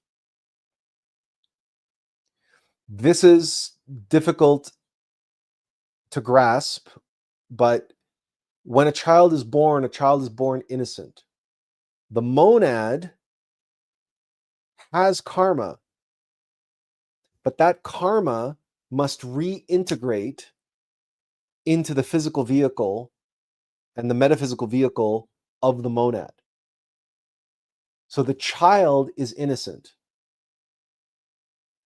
So in the first 7 years of life, the personality is developing and all of the egos are reincorporating, and they really start to reincorporate at the age of 2.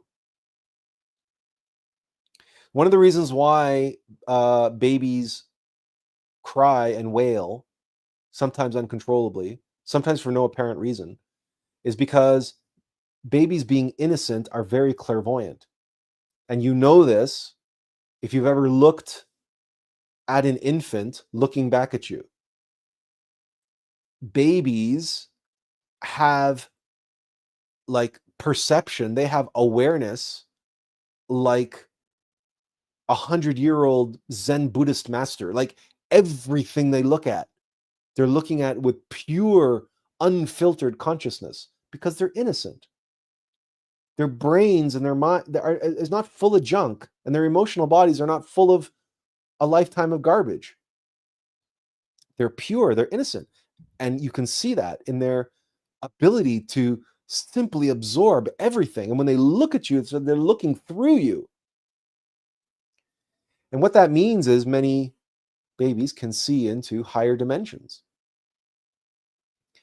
And what that means is when the egos are coming to, and not just higher dimensions, but lower dimensions, the infernal worlds. So when the egos are coming to reintegrate themselves, egos are monsters, they're demons.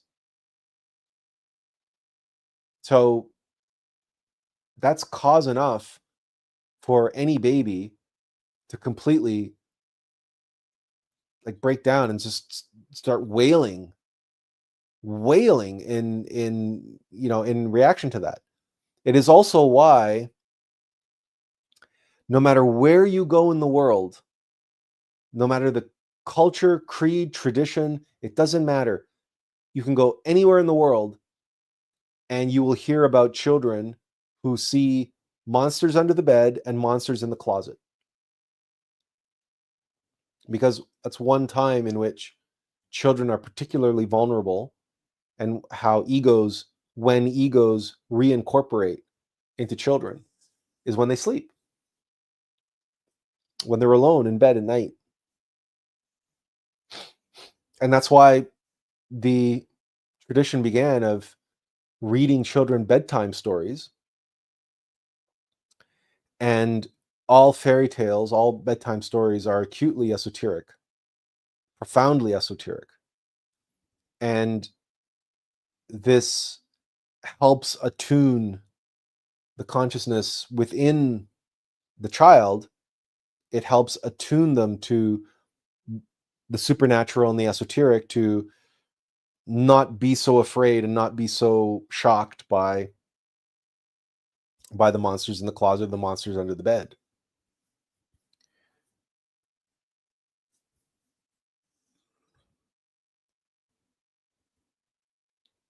But some egos are very complex and very profound, and in order to be able to reintegrate, there needs to be a shaking of the metaphysical foundation of the child in order for that ego to be able to enter. It's very well known that traumatic events can result in demonic possession. That's a known phenomenon, where individuals who undergo traumatic events, in the weeks and months and years to follow, it becomes clear that the trauma had a profoundly spiritual consequence, in the sense of the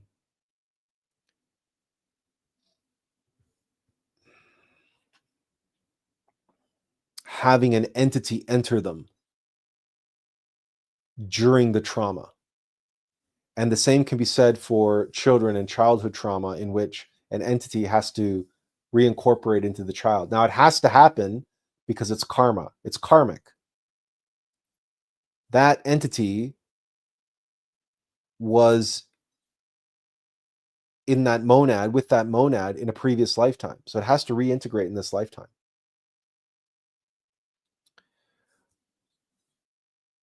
In my case, I can remember an event that happened to me. Now, I don't know if this was the event in which the demon that I live with entered me, but it is a possibility that it has been presented to me that it may have been then, that after which, from that point forward, is when I was living with the demon of fear that I still live with to this day. But regardless, whether it's entering or whether it's just bringing to the surface something that's already there,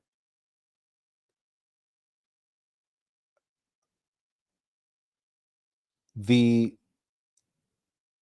focus on the trauma, the focus on the event, which is in the past, is a distraction, and it's not going to get you anywhere. What you ultimately must focus on are the egos that are responsible for your suffering now. Okay? And if that's your focus, has to be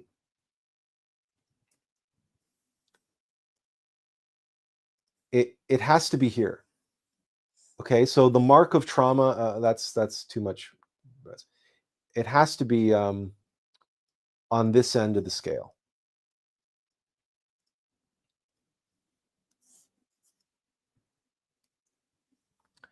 So the trauma is past. The trauma is gone. It was an event. It was a circumstance. That's all it was. It was a moment in time. But that event, those circumstances, that moment in time, left its mark in such a way, and the ego of fear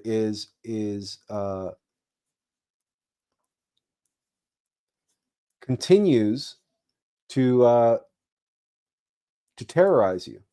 It's terrorizing you, and it's doing so through multiple diversions, and it's using the mark of trauma, the archetypal nature of the event and the conflict, and it's the patterns.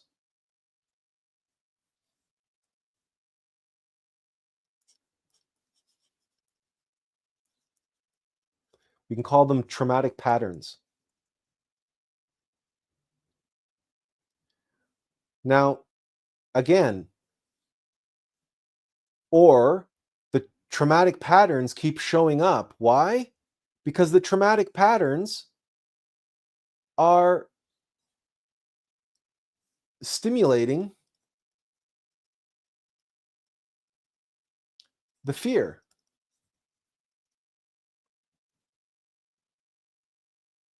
So there's the law of attraction, and that we attract not what we want, but what we are. And if we attract the people and events into our life that we need in order to know ourselves, then traumatic effects, and traumatic echoes, events that keep recurring over and over, that keep bringing back our trauma, what they're really doing is stimulating the same underlying ego that was present and terrorizing us in the original trauma. And now it's the same ego that's terrorizing us in these echoes of trauma, or these triggers of trauma, or these memories of trauma. But the whole point is we need that. But so long as we keep focusing on the trauma instead of the underlying terror, the fear itself, what the trauma is trying to bring to the surface, we're never going to hunt Jaws. We're never going to kill Jaws. Right? Because we're distracted. And as long as we're focusing on our self-loathing as the cause of our drinking, we're never going to get to the underlying fear. So that's why the overcoming the self-loathing and turning into self-esteem may get us over the alcoholism, but it may not do anything to the underlying fear.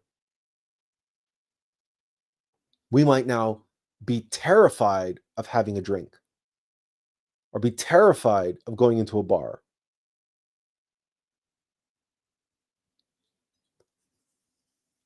And getting control of our lives, getting control of this and that. Again, that's fear and control.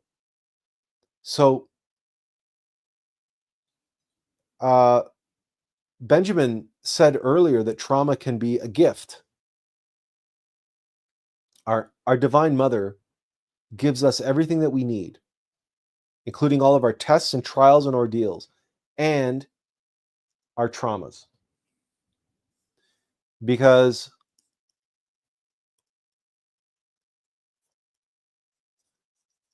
you cannot spell trauma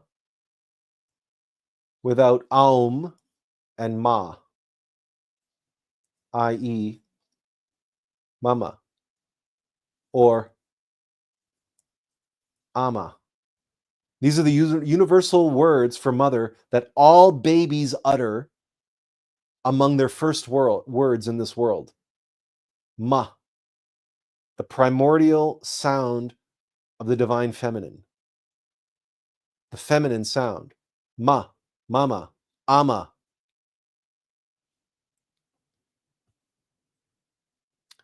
The masculine version is pa, where we get, of course, papa and abba and apu, which is what we say in Hungarian. We say apu.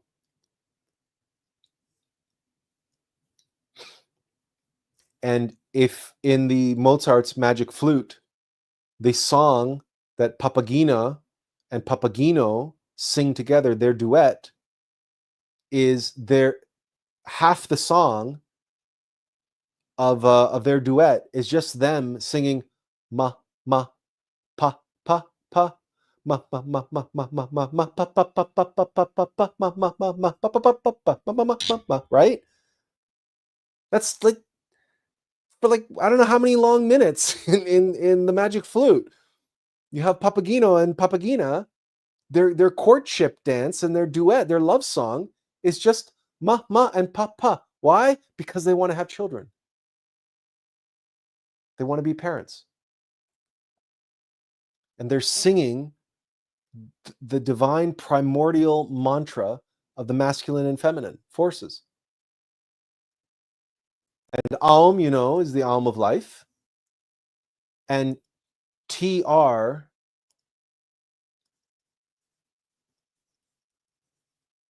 to traverse, to transform, to transcend.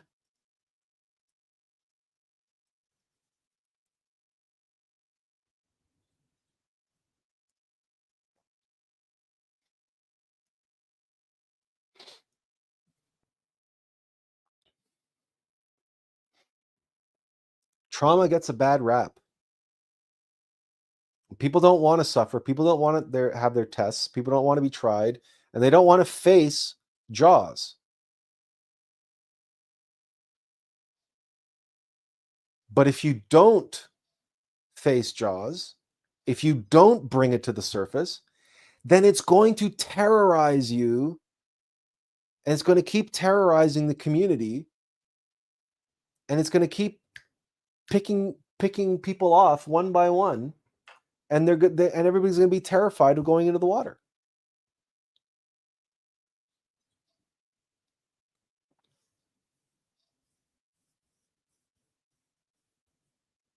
But that's the thing. You have to go deep. You have to bring that which is deep in the subconscious. You have to bring it to the surface. And what brings it to the surface? The same thing that brings a shark to the surface.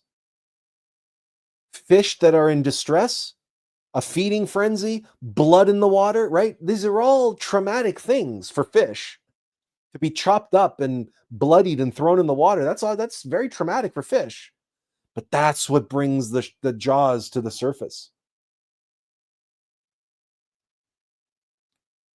This is that allegory. This is what trauma does. It brings that to the surface so that you feel it. It's not pleasant, but is it pleasant for the men on the boat to face jaws? Are they having a fun time? Is it just fun times for them? No. But they have to do it. They've committed themselves to do it. And so must we all. I have. Right? I live with this. I live with jaws. Those of you who watched that live stream have witnessed it. I know of what I speak. I can't run and hide from that which I live with. But every time it comes to the surface, it's an opportunity for me to observe it and comprehend its ways just a little better. And it's not pleasant. But who said that every aspect of life was supposed to be pleasant? Who said that the tests and the trials and the ordeals that we face in life are meant to be pleasant? They're meant to be challenging. They're meant to be difficult. They're meant to be trying. Because that is the only way we get stronger. You cannot get stronger by lifting easy, light weights and just lift them a few times. Whoosh, oh, good, I worked out now. No. You have to lift at or close to failure, where you can't lift the bar another inch, or you've lifted the bar so many times your muscles are burning and they're screaming for you to stop. Then you've stimulated your muscles to grow. Then you've challenged yourself. You've tested yourself. Trauma is challenging. Trauma is testing. And it's required to bring to the surface the most subtle, the most insidious, and at times the strongest and most powerful and the most manipulative, controlling and dominating of demons, of fear. And if you suffered severe trauma, it's probably because the demon of fear that you face is formidable.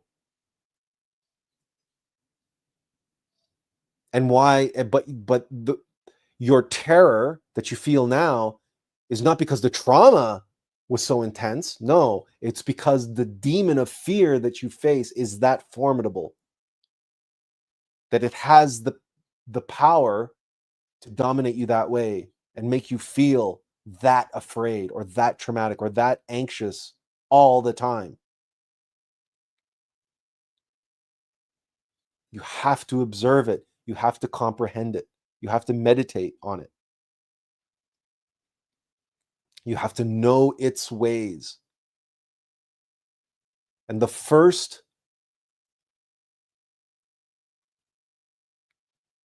what will allow you to take that step is to move beyond the trauma itself and blaming the trauma and pointing your fingers at the trauma and calling yourself a victim or thinking of yourself as a victim of trauma and saying, I live with PTSD. And say, no.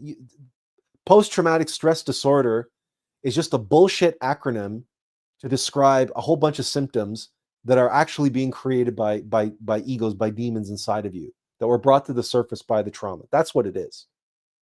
If there are physiological ramifications with so-called CPTSD, fine. Okay, I admit that.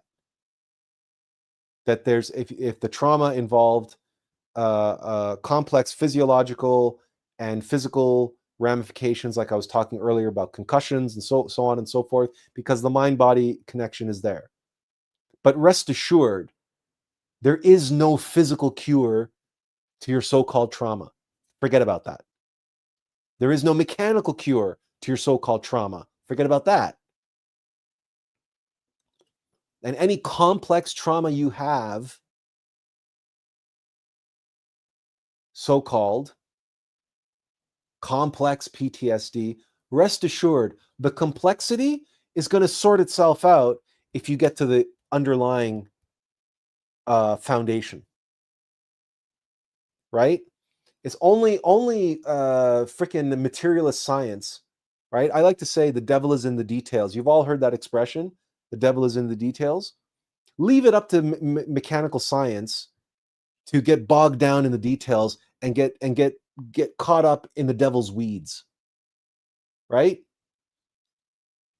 Because when Notre Dame burned down a few years ago, right, and they set their task to restoring Notre Dame Cathedral, right? Did they start with the intricate carvings? Did they start with the intricate frescoes? Is that what they started with? No, they started by making sure that the frames and the beams and the foundation and everything was sound and solid first. They restored everything that was harmed and burned and like structurally first. You don't start with the details. And guess what? Once they had the basic structure and everything restored, and all the safety and everything had been signed off, then the engineers had signed off on the foundation and the superstructure and the frames and everything else. Okay, then they called in the artisans and the stone workers and the stained glass masters and the fresco painters and the tilers and everything else in order to do what? To work in the details. You can't start with the details. And if you get bogged down in the details, you're going nowhere. You're going nowhere. You have to get to the foundation. And the foundation of trauma is whatever was being triggered, whatever it was bringing to the surface. Whatever they call PTSD is metaphysical. Whatever physical ramifications it might have, fine. But guaranteed, you have to get to that metaphysical foundation. It's the demon, and most likely it's fear, that which is terrorizing you, that you have to get to the bottom of. You have to comprehend it in meditation, through self-observation, and through prayer and adoration of your own individual Divine Mother. And practice pranayama, transmutation of the sexual force, either as an individual, as a single, or as a couple. And you work towards the cleansing, the transmutation, the lead into gold of that ego, that fear, into the gold of courage. And then if you have additional ancillary aspects related to shame or pride, like the self-loathing or the self-aggrandizement that goes along with the addictions or the addictive personality, whether it's megalomania or alcoholism or whatever it may be, well, then you can work on that in tandem, or you work on that after you've gotten to this underlying aspect of fear. And then if there's any other additional ancillary things that make the whole picture complex, rest assured that the solution for them will arrive. They will show up. The details will take care of themselves, one way or another. But working on the details or confusing the picture with all of these details and saying, oh, I have complex PTSD. What the hell is that doing to help you? It's just confusing you. It's just confusing the picture. It's making it that much harder for anybody to help you by convincing yourself that, oh no, my trauma is complex. It's just another clever trick of ego and mechanical ego mind. It's just a way of muddying the picture and getting you further and further away from the truth, from the foundation, which is what you have to get at. And I'm sorry, the materialist scientists are not going to help you get at that. And the psychologists are not going to help you get at that if they're focusing all your addiction on improving your self-esteem. How is that going to get to your fear?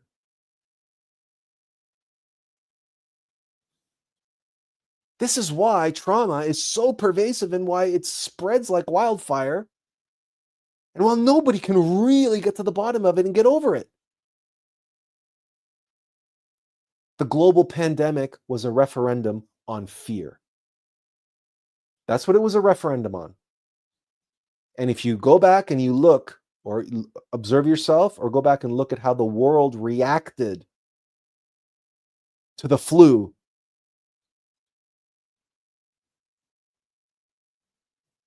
everybody's reaction to it was fear. Even the people who said it was a conspiracy theory. Even to the people who said, oh, look, they won't let me take ivermectin. Even to all sides, the ones wearing a mask were afraid. The ones weren't wearing a mask were afraid.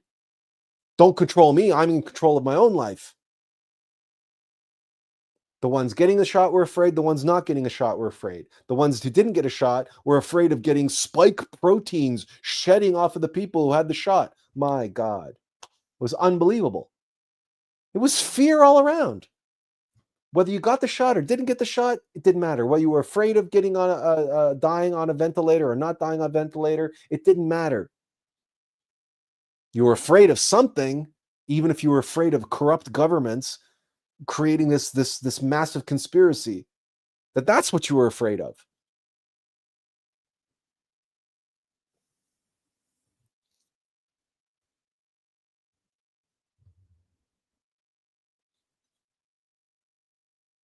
Fear is, there's a reason why.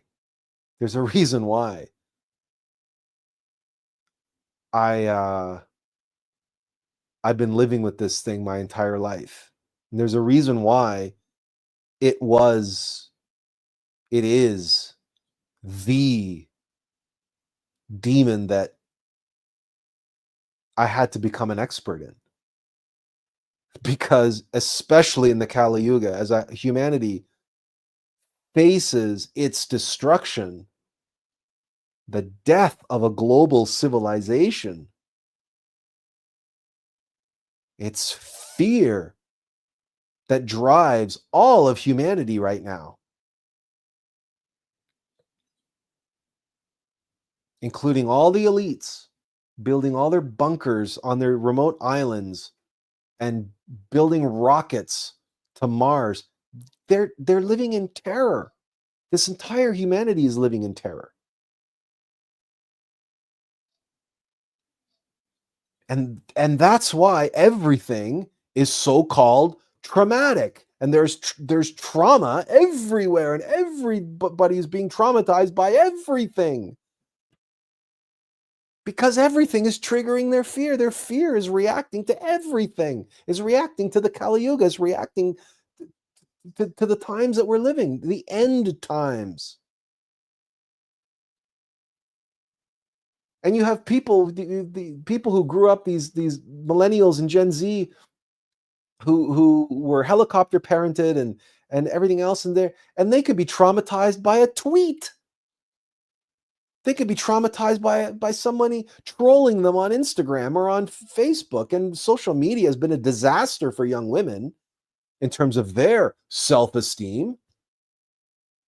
So there's going to be an entire cottage industry, right? Being multi-billion-dollar industry, helping young women and young girls boost their self-esteem and get over all of the online bullying that is so-called traumatize them. Meanwhile, it's all fear, and none of these interventions are getting at the heart of the matter, because all of these interventions are all the creation of ego mind. And guess who the ego mind works for? If not the Black Lodge, if not mechanical nature. Why would mechanical nature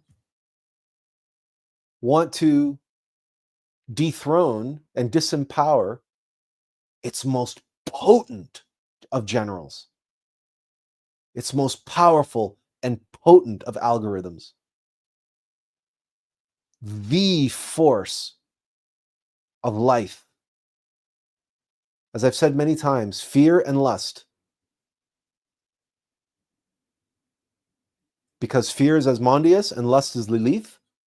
Lilith is the whore of Babylon, and every whore has a pimp. Fear is the consort of lust. And fear is control of outcomes. And lust is the bringing forth of those outcomes. It's the creation of those outcomes. Literally. Because the same force that drives a man to want to come is the same force that drives a woman to want to receive, in order so that she may 9 months later bring forth that which comes out of her.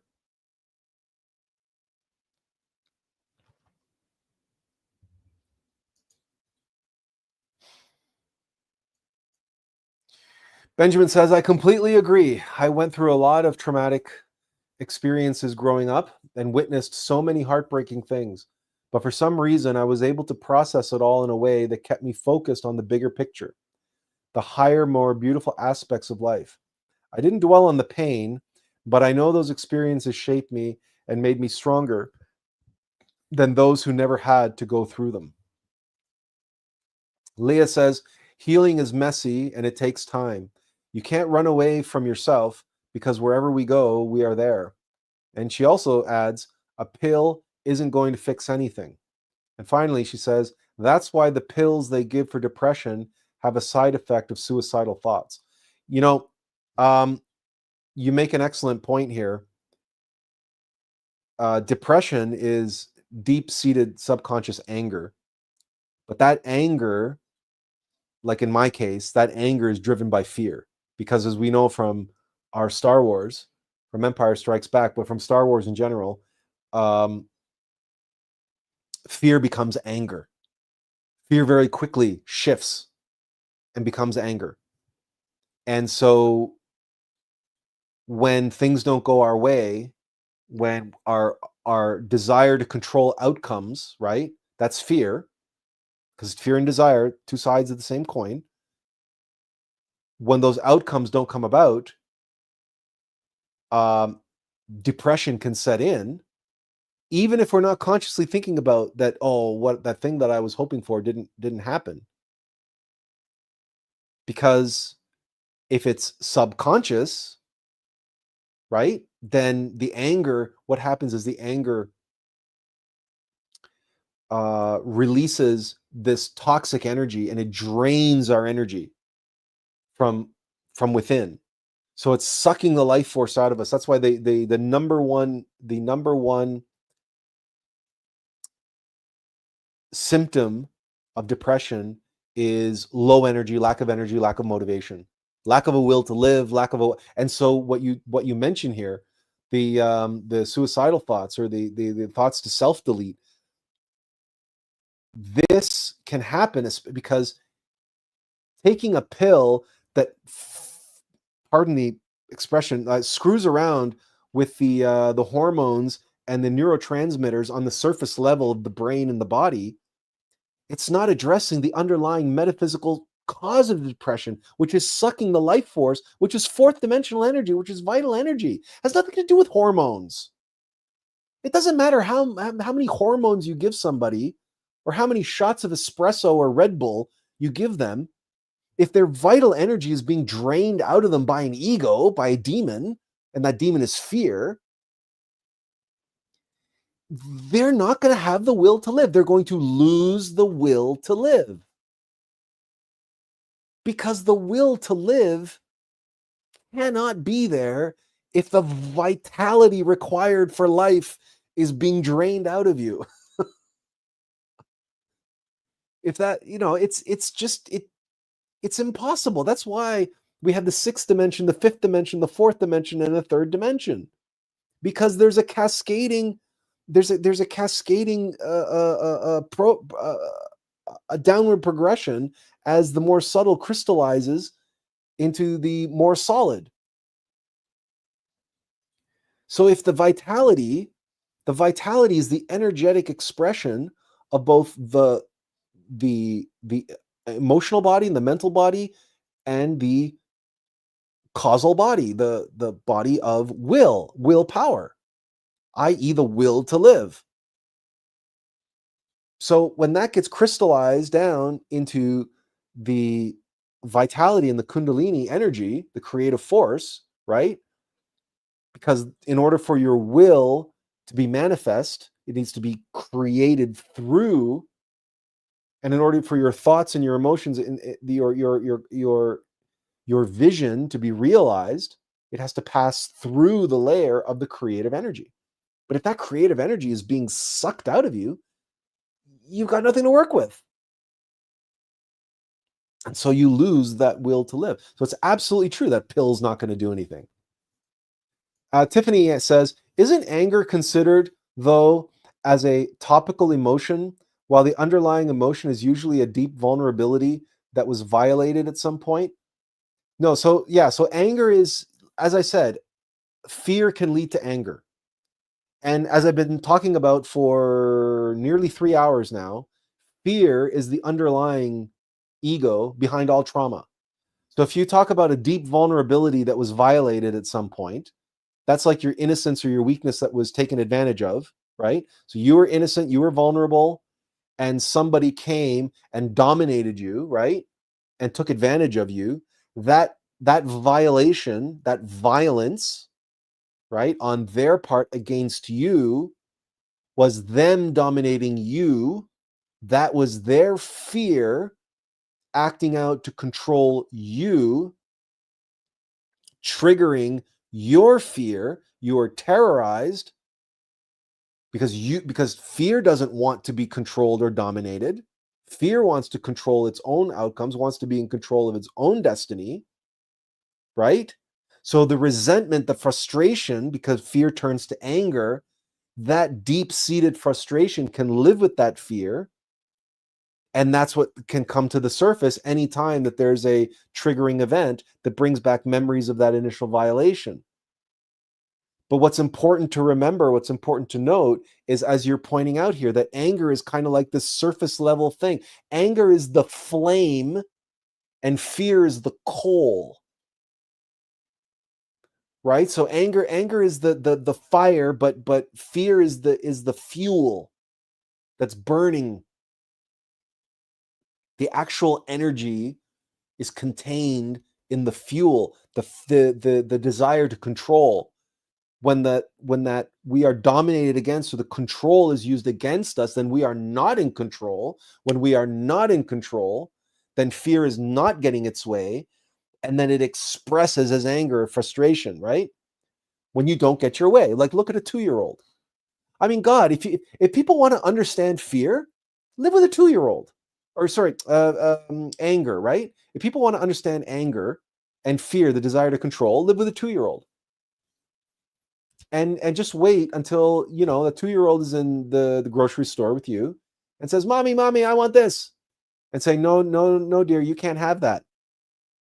And just wait and watch what happens, right? Until you watch that 2-year-old have a temper tantrum. You want to understand depression? Imagine that 2-year-old throwing that temper tantrum in the middle of Walmart. Imagine that 2-year-old is in you, in your subconscious mind, and is plugged into your energy source.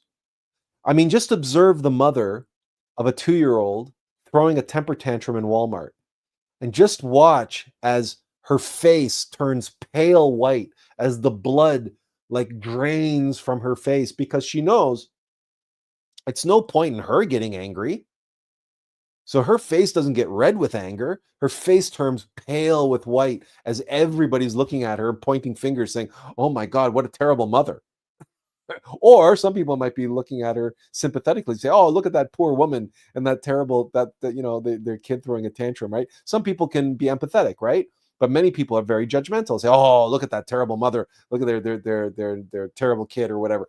So the blood drains from her face, and you can see, and it's like it's like the poor woman. It's like the whole weight of of of all of the hardship and difficulty of being a mother, every possible negative aspect of mothering a child, all of a sudden just weighs down on her, all in that moment, as it's being manifested there as this 2-year-old throwing a temper tantrum.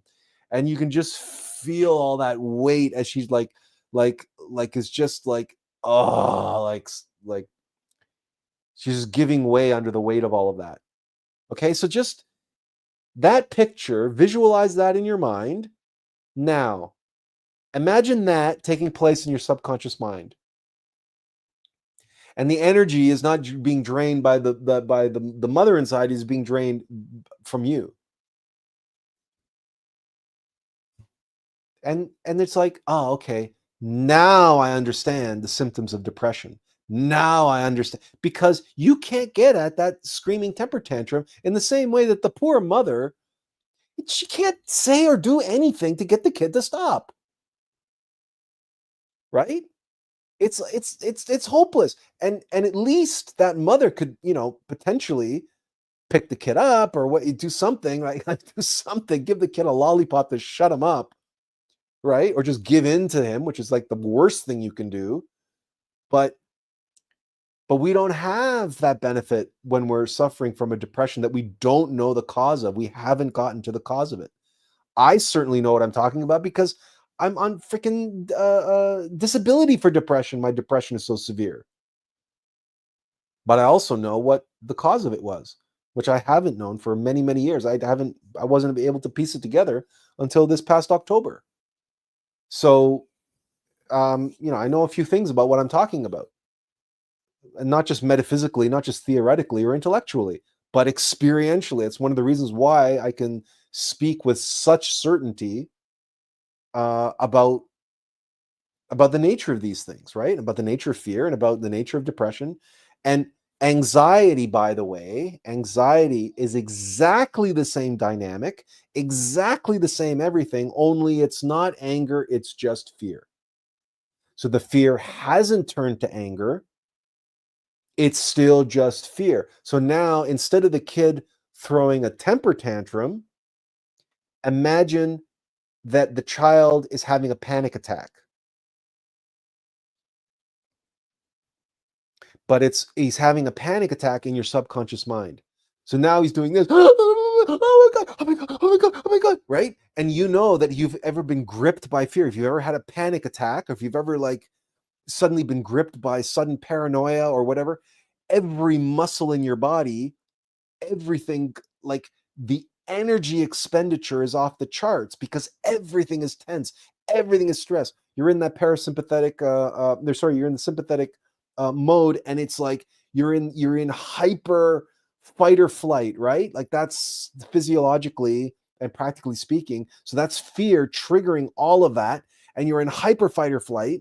So the entire thing is turned on. So imagine that happening subconsciously in the infernal world. So of course the same thing happens. Your energy is sucked and drained out of you in the same way, because just try this as an exercise right now. Oh yeah, no, it's exactly. There's actually four. There's fight, flight, freeze, and fawn.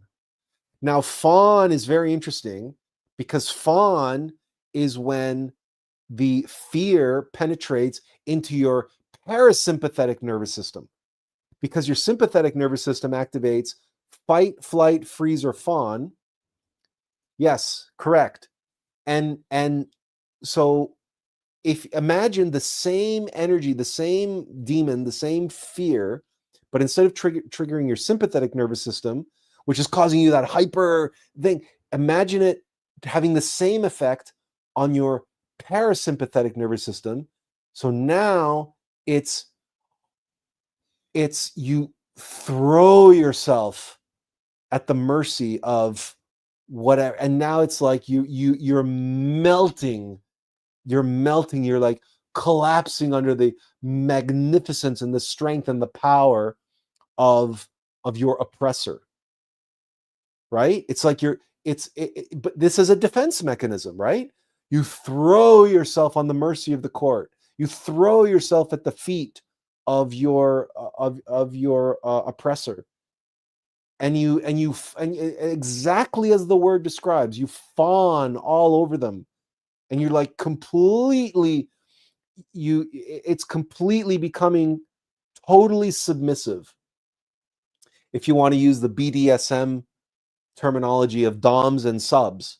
Okay, so there are different ways of being submissive, but to fawn is to be actively submissive, like over the top, actively. It's almost like you're trying to dominate the situation by being completely hyper submissive. In this way you're going to survive, or at least that's the what's going on there. Because remember, fear is a survival tactic, but it's also control of what? Control of outcomes. I do not want to die, I want to continue living. That's an outcome that is fear based. So you can see this as in many cases. The archetype of this is that the, what do you call it? Those henchmen, those right hand men, and those slimy, spineless jellyfish type characters who throw themselves at more powerful characters, right? So what comes to mind is the quintessential example from modern mythology here is Grima Wormtongue from Lord of the Rings. Okay, he fawns over Saruman, right?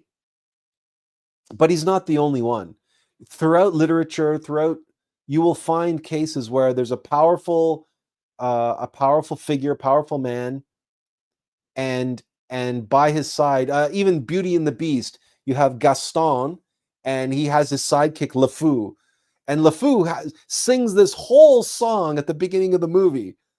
No one fights like Gaston. No punches lights like Gaston. Goes, and goes stomping around wearing boots like Gaston. Like, he had every single possible thing he can say to butter up and kiss the ass of Gaston. He puts into the lyrics of that song, right? Why? Because he's weak, he's frail, he's vulnerable, and he knows it. And he knows that he'll get much further in life if he keeps the big badass most popular guy in town on his good side, or right, he stays on the good side of that, of the biggest, the strongest, the most skilled, and the most beloved guy in town, right? That's LeFou's survival strategy, is to fawn over Gaston.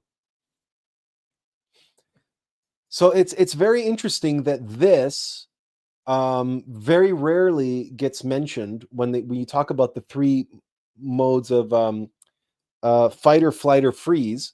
And the reason is because it's not sympathetic nervous system, it's parasympathetic.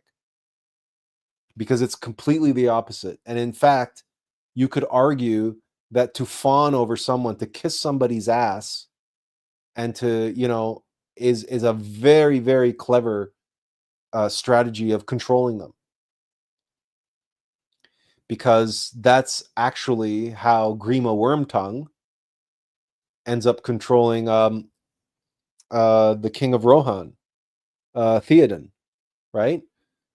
Because Theoden's like hypnotized by Saruman, but then Grima Wormtongue there is Theoden's right-hand man playing the fawn, but he's secretly controlling him. So there's this very interesting, from a mythological standpoint, there's something very interesting happening esoterically between the two masters that Grima Wormtongue serves, right?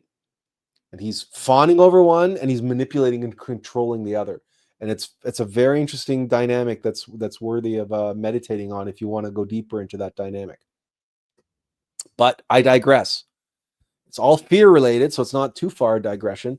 But again, when it comes to comprehending egos, you see the depth and the breadth and the scope that we're talking about here, right? You want to talk about complex PTSD? Why don't we talk about complex fear? Why don't we do that? Why don't we talk about complex relationships between fear and pride and anger and lust and the complexity between them? Why don't we do that? Because we get it into our head that, oh, I know what fear is. I'm writing a book on fear. I have a 30, I don't know how many pages, 10, 20, 30 pages blog on the many, many faces of fear. Fear is the great chameleon. There's countless faces that fear has. And fear can employ any other ego, right? So people who have food addictions, which is self-loathing, right? But isn't food addiction also gluttony? You know how many people are stuck in traps because they don't understand that they actually have an eating disorder and a food addiction. They think that they just lack willpower and self-control, that they're just suffering from gluttony.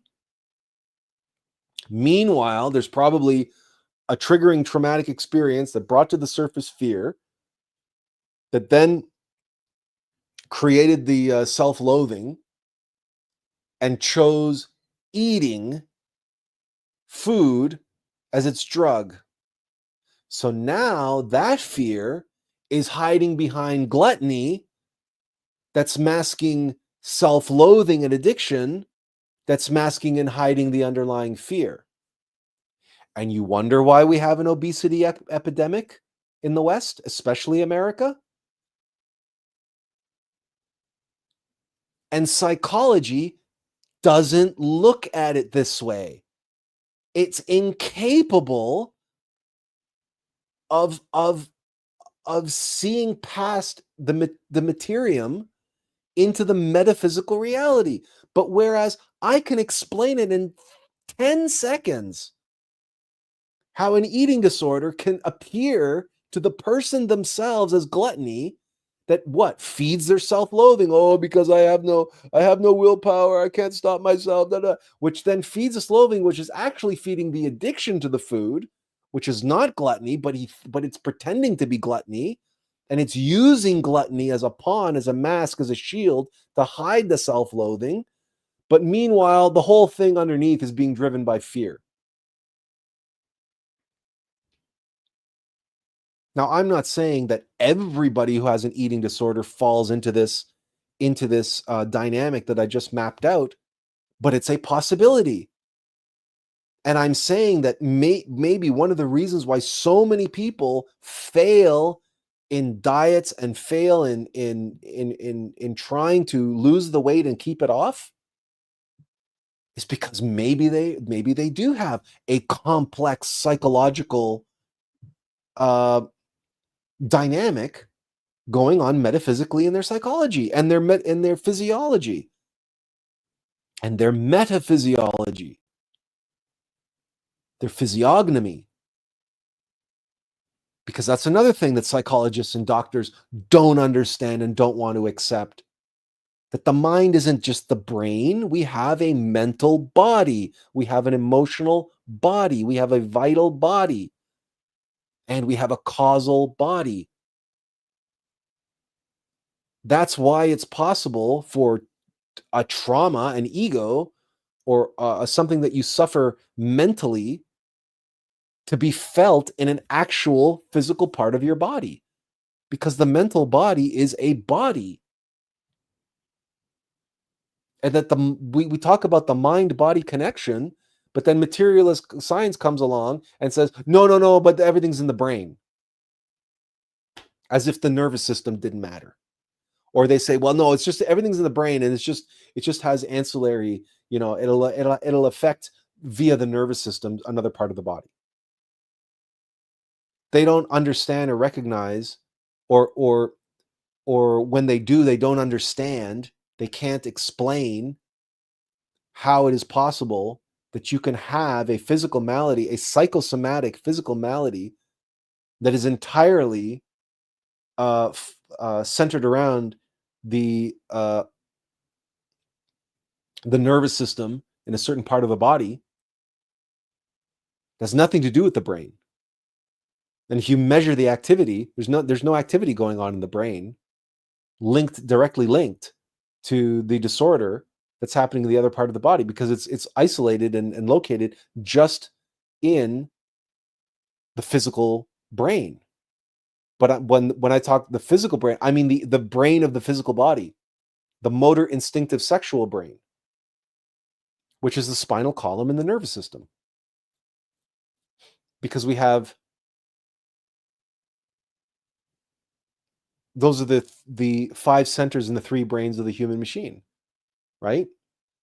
The mental brain, the mental body, the emotional body, and the motor instinctive sexual body. The motor instinctive sexual centers. That's the 3rd brain.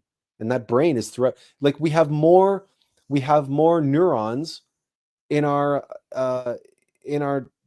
solar plexus and around our heart, in our torso, than we do in our brain. Which is why when you hear about a loved one dying or your pet has died or some terrible news, you get punched in the gut. You feel it in your gut first, or you feel your heart breaking before your brain ever even processes what the hell they're talking about. You've already felt it punched in your gut, because the emotional body is orders of magnitude faster than the brain. And we all know this. We react emotionally way faster than we can react mentally. We're barely computing what the hell's going on, and already we're losing our temper, or we're crying, or whatever the hell's going on. So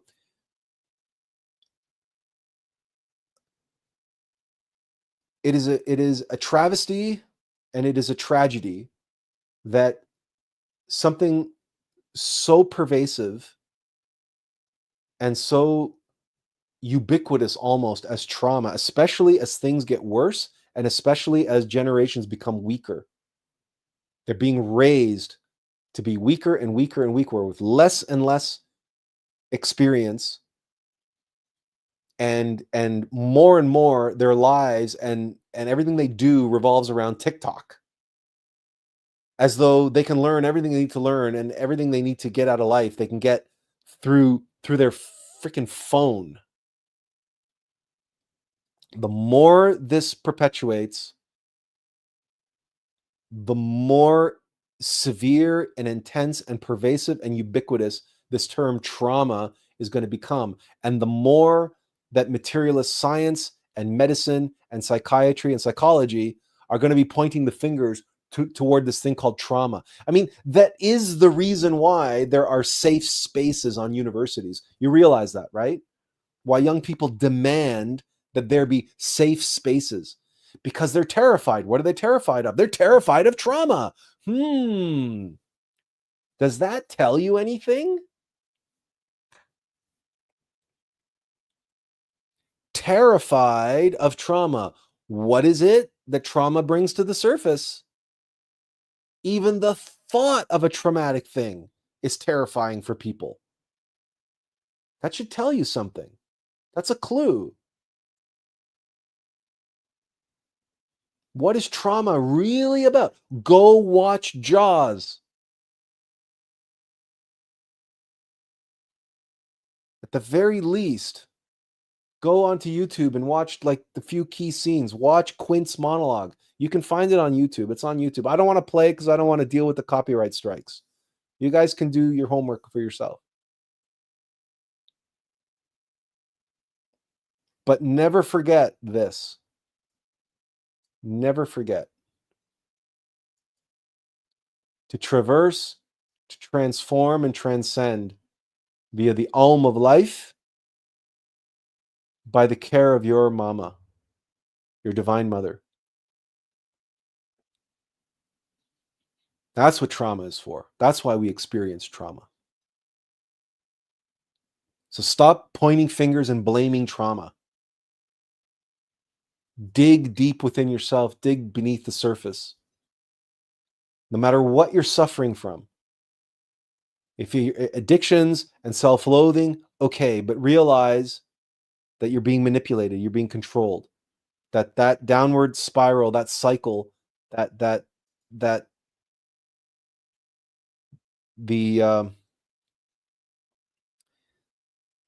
feedback loop and the Chinese finger puzzle, whatever you want to call it, you're trapped in that loop, right? Whatever addiction or behavior that you're trapped in. Look beneath that and say, what is controlling me and why? What am I afraid of? Am I afraid of something? Or am I trying to control outcomes, or is something trying to control me? And is this how it's controlling me? By getting me trapped on this terminal loop that's distracting me and driving me crazy and getting me to put all of my energy and attention on it. Who might do that? And why might they do that?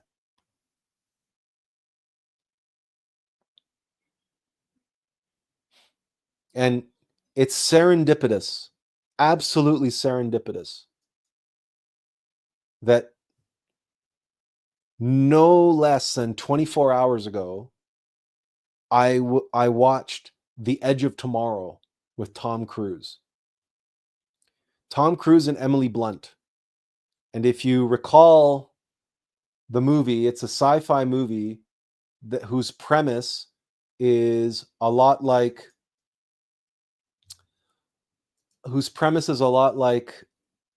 that of Groundhog Day.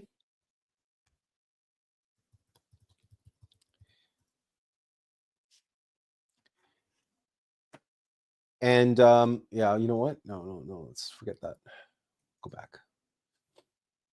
Let's see if I can open this in a new window. Open image, a new tab. Okay. Terrible, terrible, terrible. What about this one?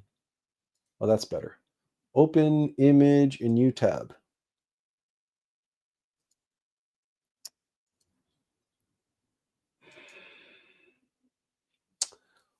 Well, what about this one? Open image in new tab. Okay. No. Forgive me, I'm having about to have a connection with this technology here. Okay, let's try this again.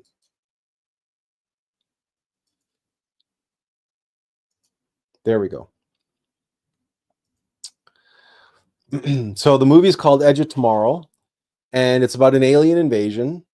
And The headline here, Live, Die, Repeat, is exactly what it sounds like. And if you've seen it, you know what I'm talking about. But without giving away too many spoilers, if you haven't seen it, there is a incredible diversion that takes place as part of the plot of this movie.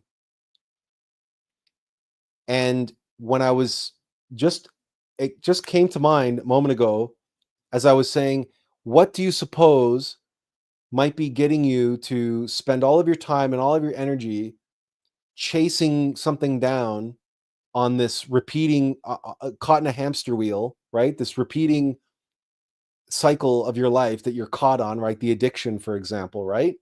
Meanwhile, that all of that's a distraction, a diversion. If you don't get at the underlying cause of fear related to the trauma, which you believe is behind the addiction.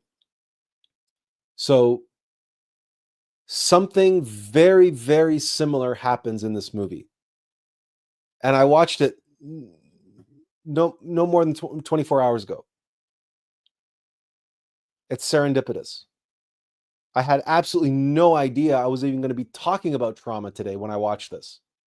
And I certainly didn't know that I was going to come to the conclusion where we're at now, where I was going to be mentioning this movie. But I'm mentioning it now. That's why it came up, and that's why I watched it. I knew I had to watch it for some reason. I didn't know why. But now I know what the reason was. And if you want to understand how egos work and how egos can get you caught on a loop that you keep playing out over and over and over and over and over again while you're desperately trying to get to the end of that loop. Meanwhile, there's a completely different demon at play orchestrating all of that shit for you. Watch Edge of Tomorrow. Jaws and Edge of Tomorrow. You could do worse. You could get worse homework from me, because Jaws is an absolute classic, and Edge of Tomorrow is a modern day classic sci-fi action movie. I mean, it's in many ways, it's absolutely brilliant, right? You could do a hell of a lot worse, right? I'm not asking you to go watch Independence Day or Gladiator 2 or something, or Falcon and the Winter Soldier or something like that. Tiffany says, sometimes people are afraid of healing because they can't fathom who they are without that process of trying to heal. So this is very interesting. This is very interesting. What Tiffany is mentioning now, of course, is what we often, and what a Buddhist would emphasize, is not to identify and not to form attachments. Of course, many people are afraid of healing because they identify as a victim. And for them, being a victim is a winning strategy to get what they want, to get sympathy from others, or to gaslight others, and to be a toxic, passive-aggressive individual. If everybody in the world is against me, and I'm a victim, and it's me, and I'm the weak one, and I'm in the underprivileged position, and everybody's in a position of dominance, and I'm the weak one, then I have the moral authority to undermine everyone and everything around me. That's the woke identity right there. And I write about it in my book as such. That's wokeness, 100% right there. Right? I have the moral authority, the moral high ground to undermine everything from the so-called patriarchy to men, to culture, to history, to religion, to even biology. I can undermine all of that. Why? Because I have the moral high ground. Why do I have the moral high ground? Because I'm the victim.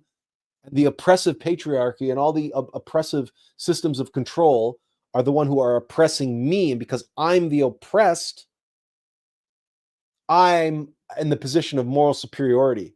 Why? Because the meek shall inherit the earth. They never say that, but that's, but believe me, that's foremost on their mind, subconsciously. They're thinking that subconsciously. They never think it consciously, and they never say it, because heaven forbid somebody who's woke quotes scripture. But Tiffany here brings up an interesting point. Someone doesn't have to be a victim. What they can be is a you know what else I would include in this, Tiffany? I would include what I would call chronic, compulsive self-help individuals who are chronically and compulsively obsessed with self-improvement. Now, that can be physical, psychological, spiritual, but chronically and compulsively. And it's never enough. It's never enough. These are, you can look at things like body sculpting for women. They don't call it body, well, there is bodybuilding for women, but there's this whole like fitness thing for women, body sculpting, body fitness, which is, they don't want to look like Arnold Schwarzenegger, but they want to be perfect. They want the perfect physique, the perfect health, this and that. And then you have self-help people who want to do this psychologically. You know what I liken it to? Do you know those people, you have them in your life, or you're familiar with the archetype, these people that are constantly renovating their house? They're constantly remodeling, they're constantly redecorating, they're constantly buying new furniture or new appliances, and they're redoing their kitchen, they're redoing their bathrooms every few years, and they have a rotation, right? They go around and around and around and around and around.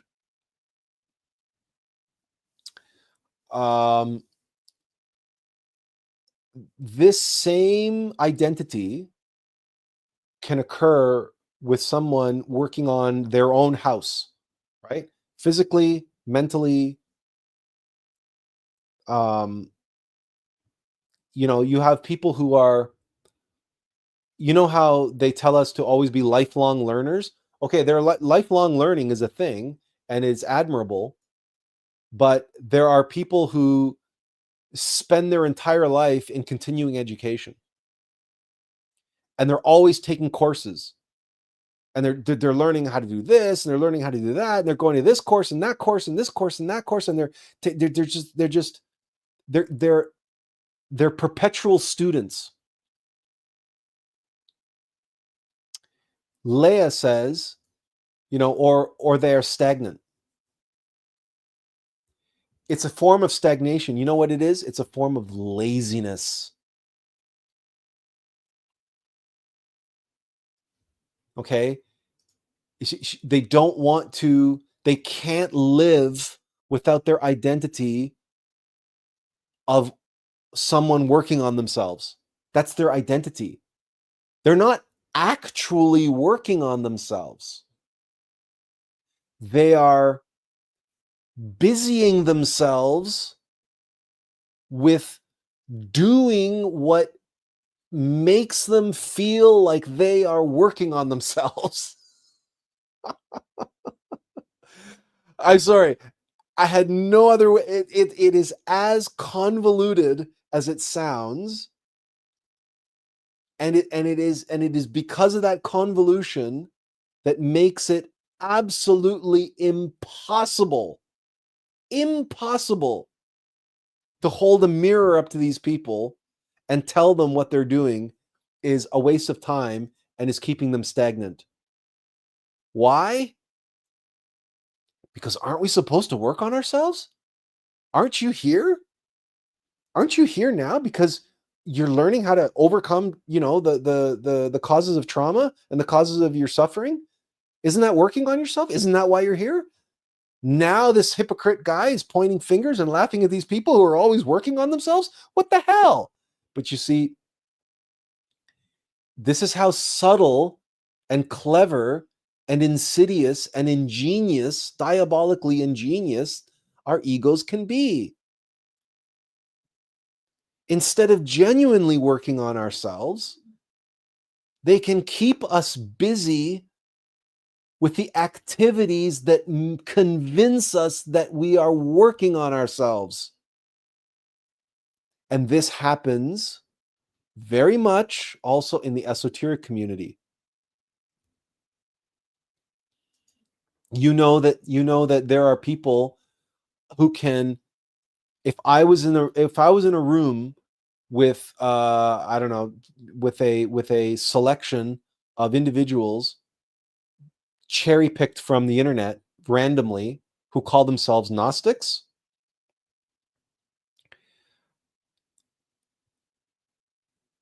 I can't rhyme off a single line from the Pista Sophia or from the Bhagavad Gita or from the except for maybe As Above, So Below, the Emerald Tablets of Thoth, or any number of scriptures.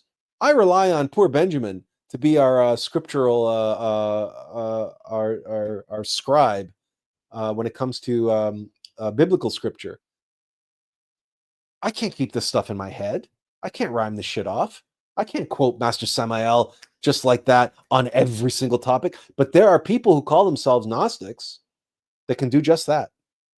And they've read hundreds of esoteric books. And they've read all of Gurdjieff and all of Blavatsky and all of the Rosicrucian texts and all of the Buddhist texts and on and on and on and on and on. And they've memorized the Pista Sophia, for heaven's sake. And they think that they know everything there is to know about Gnosticism. And they think that they're Gnostics. But have one conversation with them about revolutionary psychology or the Alm of Life or meditating on their egos or white tantra, and holy hold on, right? Same thing. Laziness. Busyness. Remember, I said all egos are a coin with two sides. Sloth, the two sides of sloth are laziness and busyness. Just one coin, same value. And busyness is just another form of laziness. Because Tiffany says they're not actually working on themselves. Correct. We see this a lot in our circles of seekers, don't we? I have no judgment of it, but I see it. And she continues, yes, the Gnostic communities are filled with this syndrome. Even though it's one of my favorite communities, it's riddled with knowledge, very little working knowledge. That's right. It's riddled with information. It's riddled with book knowledge, book learning. But as I've said many, many, many times, you would never trust yourself or to a pilot who learned to fly from reading books. And you would never allow someone to practice open heart surgery on you who had only ever studied heart surgery from books. Azazel says, I've been suffering with depression lately and been quite inactive. But yeah, you do become quite toxic towards others. You can. Because the anger that is festering inside of you and the desire to control outcomes and the fact that those outcomes are not being fulfilled, they're not turning out the way your fear desires them to be. In other words, you're not getting your way, or your fear, the demon in you, is not getting its way. And as that's draining the energy from you, and you have less energy to enact your willpower, right? So you become weaker and more susceptible. So you end up maybe snapping at people some more, or you allow this toxic vibe, this radiation, right, to get out and like start to bring other people down, or when other people doing things that likewise, things start to get on your nerves more, right? Things are the things around you are much more grating. Like when you're suffering from depression, Um, the lack of energy, the lack of vitality, it's like your skin is being peeled away, and all of your nerves are now raw and exposed to the elements. And it's all like, and it just, everything starts getting to you, and everything fucking pisses you off. Right? Because nothing goes your way. Nothing is the way it should be. Like somebody serves you a meal, and man, they know I don't like my eggs like this, and why did they serve these kinds of beans? And oh my god, this is this and this and that, right? And everything starts to, like, everything can get to you, and the more everything gets to you, the more, of course, you run the risk of snapping at people, or taking it out on others. Or even if you don't do that, even if you just internally, your internal dialogue is like what I was expressing there, that radiates out this toxic vibe, and people can pick that up.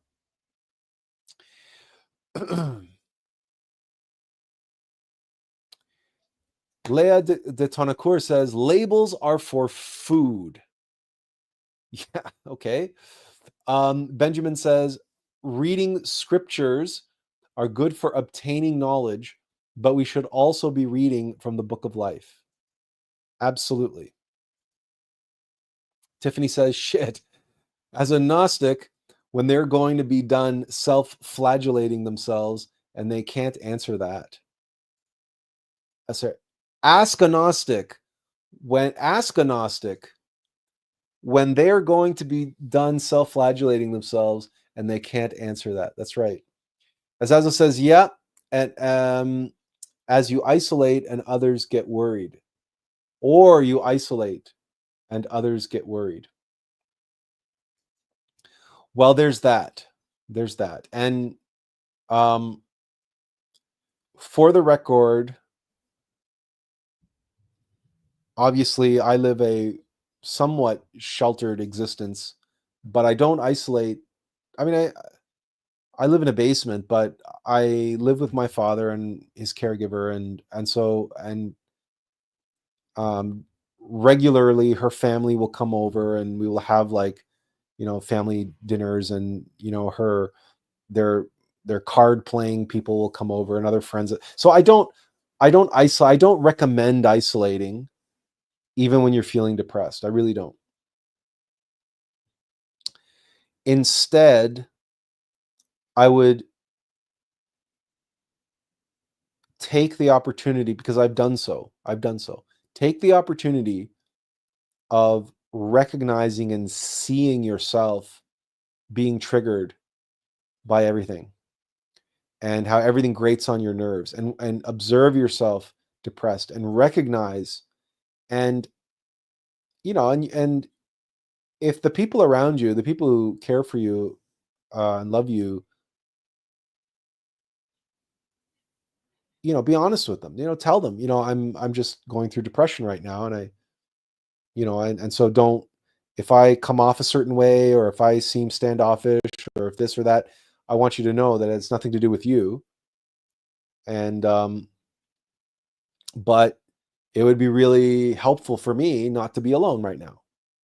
I just think it's better for me if I try to, normalize, do normal things, even if I don't feel all that normal, or even if I don't feel all that up to it. It's like, sometimes you don't feel like working out, but you know what? You should. You really should. Just because, like, sometimes you don't feel like brushing your teeth before you go to bed, right? Or you don't feel like, doing certain things, but you really should, and you end up doing it anyway, even if you don't feel like it. Depression is maybe an extreme case of this, but it's important, because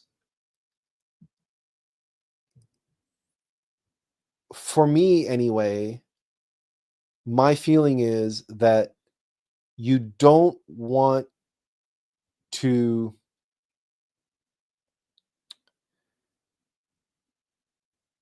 you don't want to establish patterns which are self-destructive is not the right word, but self-defeating. That patterns that serve the demon of fear instead of serving you. In other words, you don't want to become subservient to your depression. And isolation feels, if you don't normally isolate, if you only isolate when you're depressed, then you're creating a relationship.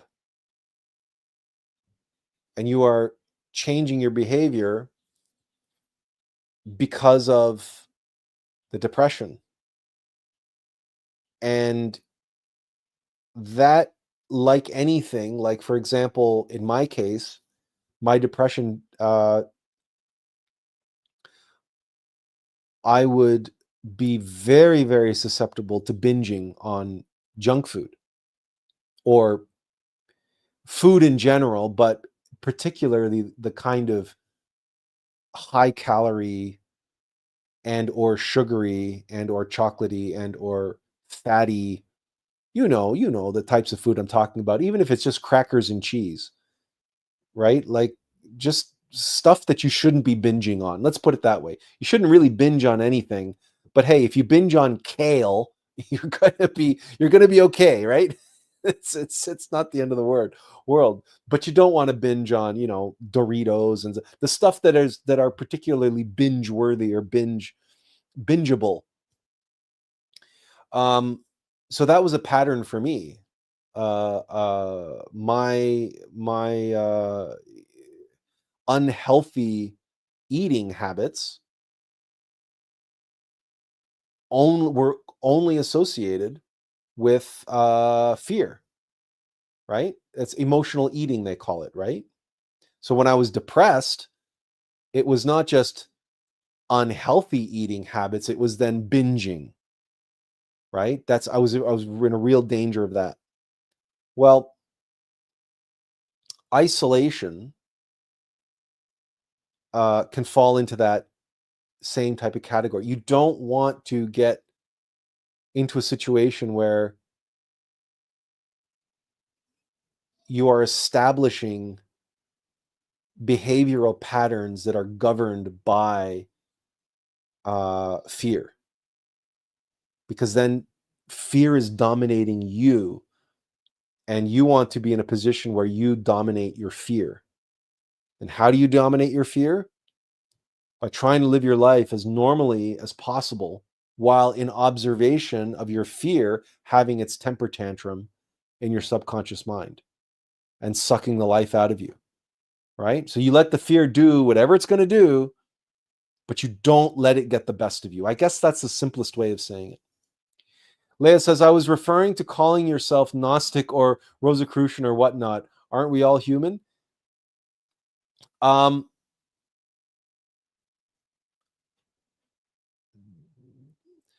So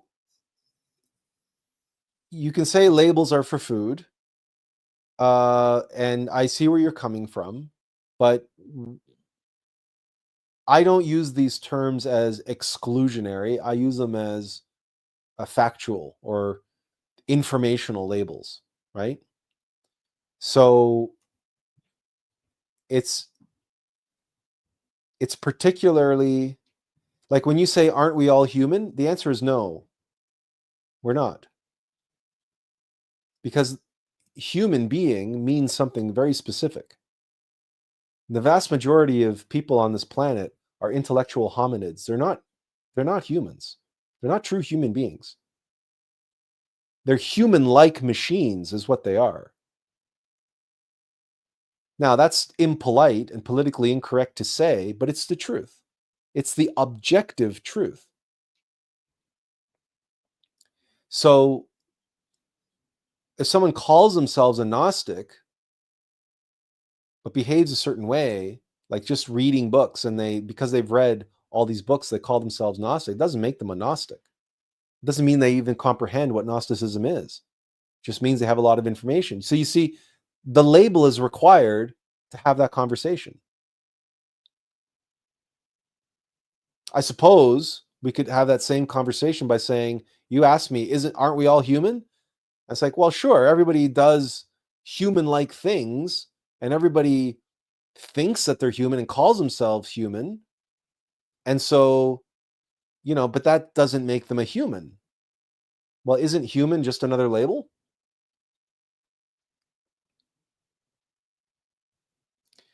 Well, when you say some are like NPCs or backdrop people, most. Some are player characters. Most are NPCs. That's why back in the 90s, 2000s, in the 2000s, there was the whole zombie apocalypse tropes that were happening in all these television shows and movies about zombies,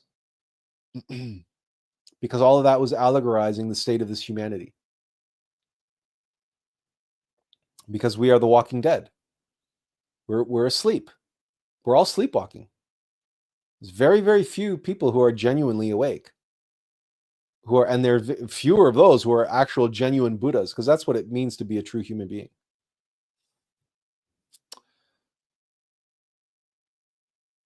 Azazel says, Leah says, okay, I understand. Thank you. Yeah, no, you're welcome. That's why I'm here. And Azazel says, becoming low functioning and impulsive behavior, like buying stuff, and become quite self-destructive. This is my first time at the computer for 3 weeks. Wow.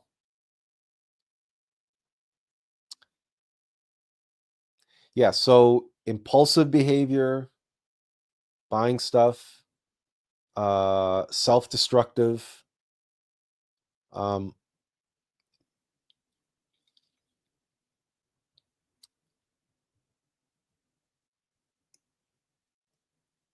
This is another reason why it's important to maintain your connection with others.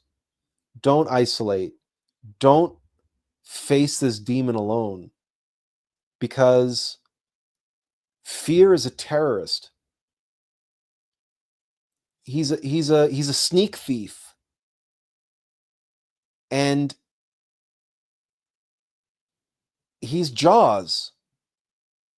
And if you try to take him on alone, it's like you're going to lose, because he's got so many tricks, and he's going to backstab you. He's going to stab you in the back. He's a terrorist.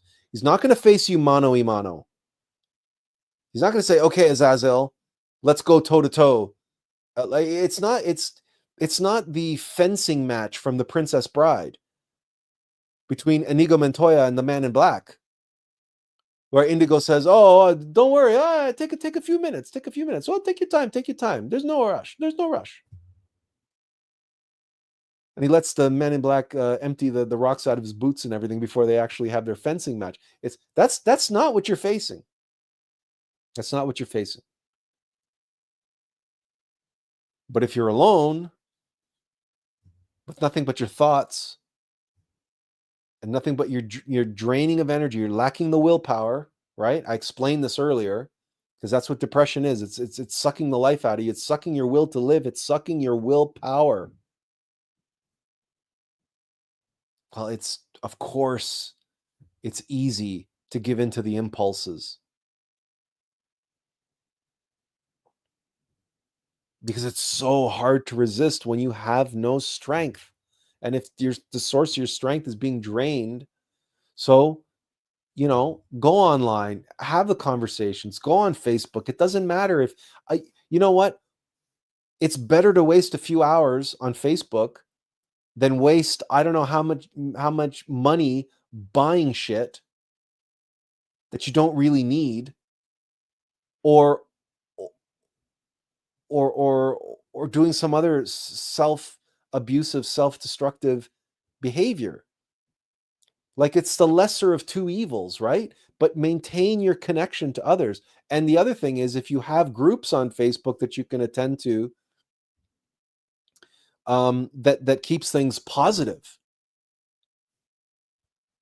right? That you can at least get some positive. Although I freely admit that sometimes when you're depressed, the last thing that you want to hear are freaking rainbow, sunshine, and unicorn memes and affirmations of how you're so wonderful and so great and so beautiful and blah, blah, blah. Sometimes that stuff is just so grating on the nerves. When you're depressed and like you run into somebody and they're like, oh, sunny, cheery, and blah, blah, blah, blah, blah. Like sometimes that can be a problem too. But at the same time, that's still better than wallowing in misery by yourself. And yeah, games can be very useful and very helpful in this regard. Master Samael himself said that games are a valuable toolkit in our arsenal because sometimes we need to check out. Sometimes we just need to take some time for ourselves, unplug, escape, and occupy our minds with something completely arbitrary and inconsequential to life. And get our mind off of this shit that we're constantly worrying about. Because worry is a killer. Okay? Worrying killed my mother. Now, she made it until the age of 76. Okay? And who knows how long this freaking cancer was growing on her kidney during that time. But it was worry. Obsessive, compulsive, chronic worrying that was the cause, the source of that cancer. I explained this previously. Because as I said, we have a mental body and emotional body. And so, those bodies have organs. Our mental body and emotional body have kidneys, just like our physical kidneys do, just like our vital body has kidneys. And what do the kidneys do? The kidneys in the physical body filter fluids, which then, what comes out of us as urine, there's actually filtration system that's taking place in the kidneys. It's filtering out, so it's recirculating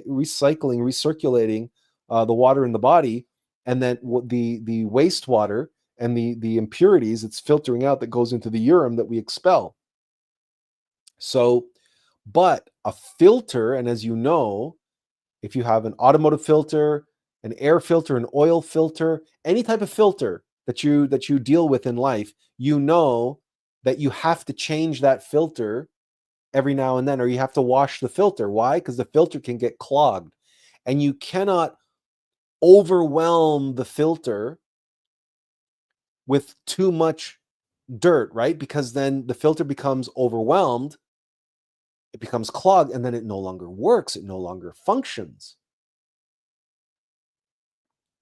So negative thoughts or chronic worrying, negative emotions, chronic worrying, okay, circulating through the emotional body and mental body, the emotional and mental kidneys are trying to filter that. But if you never give those kidneys a chance to rest and clean and flush themselves out, you're always just forcing through nervous and worrying thoughts and emotions and energy into and through those kidneys in the metaphysical bodies. That negative energy is going to start building up because it's going to overwhelm those filters. They're going to become clogged. And that negative energy is going to build up and build up and build up and concentrate until what happens? It manifests in the physical plane. And that's what we call a tumor. Because the energies aren't flowing anymore. They're not being filtered anymore. So the gunk has to go somewhere. And as it's building up energy in the energetic bodies, eventually it manifests in a tumor like a mushroom head popping out of the ground, because the microphilia have been growing and growing and growing and growing and growing. There's so many of them now, it can pop up and grow a mushroom. And what does that mushroom do? Sends out spores. And that's exactly what happens eventually to a tumor. It becomes a metastasized, and then it starts to spread, right? It starts sending cancerous things throughout the body. So, yeah. Worrying, chronic worrying can kill. So games can help you give a reprieve. That doesn't mean you want to binge them for, 3, 4, 10 hours at a time. But it's as Azazel says here, retreat to fight another day. Ebbs and flows, right? Give your it's like when you're working out, exercising, right? If you're lifting weights, you can't lift weights, the same muscle, every single day, day after day after day. You got to lift on Monday, you rest for Tuesday and Wednesday, lift again on Thursday. As Azazel also says, at least half of the people in that pay to win game is probably depressed too. Well, there's always Path of Exile, and there's always Last Epoch, and there's always Diablo, right? So I don't know if you would call those pay to win, but they definitely can work as a distraction and as an escape for at least a couple hours. So, all right, we're getting on the 4-hour mark. So I'm going to take the last few minutes to give you an opportunity to ask any questions or share anything else that you want to share. Oh, by the way, in case you're wondering, the background today. It's you can't see the letters. It's from a very unique presentation of Pink Floyd The Wall. It's they call it the Impressions collector's edition of Pink Floyd The Wall. Now, I'm not sure if it's just the album or if it's the album and movie or just the movie. I don't know anything about that. All I know is that you're looking at the cover art for this special collector's edition of Pink Floyd The Wall. Now, I felt it appropriate because we're talking about trauma. And if you're familiar with The Wall, and you know that trauma, childhood trauma, plays a role in the story, and that drug addiction and then there's war, like, right, the shell shock and everything, a lot of the stuff that we talked about today is embodied in one form or another within the music and the lyrics of that, what is, I would say, the most famous and the most ubiquitous and popular rock opera ever written. The Wall is a singular, unique creation in the annals of musical history, and it is certainly a double album, right? That I listened to so many times, and as I was dealing with many of the difficulties and challenges of life growing up in my teenage years and so on and so forth, The Wall for me was a guide. It was. But I looked to many artistic expressions throughout the years. As I said, I was being groomed to be, my scripture was life, and my mythology, the word of God could come from anywhere. And for me, the wall is scripture. For me, the wall is high mythology. For me, the wall is like Mozart's Requiem or like the Magic Flute. It's a reason why they call it a rock opera. So the images on this particular collector's edition just seem to be very appropriate to today's topic. So Tiffany says, great topic today, Atlas. I appreciate all the time today. Well, thank you, Tiffany. Thank you for being here. And I appreciate all of you for being here today, including Leah, who says, yes, I have seen it. Not in a very long time, but it's good. The movie is okay. The movie is good. The movie is okay. But for me, it can't hold a candle to darkening the lights and putting on the album, putting on the headphones and listening to the album. Because naturally, our imagination, nobody can make anything that can, and the problem with me too is that I was listening to the album for years before I saw the movie. And that's kind of like when you fall in love with a novel and then somebody tries to adapt it for the screen and it's just, it's like, it can't hold a candle to the original, right? That's like Denis Villeneuve's Dune. A lot of people like it, but it's completely forgettable. It's not like Lord of the Rings, Peter Jackson's Lord of the Rings, which is way more faithful, even though it does makes a lot of departures. It's not that Denis Villeneuve's isn't faithful to the original. It's that he misses all the esoteric importance, whereas the esoteric importance is there in the Lord of the Rings.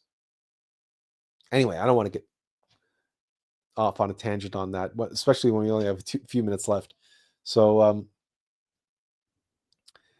but yeah. So the film is good. The album, just listen to the album.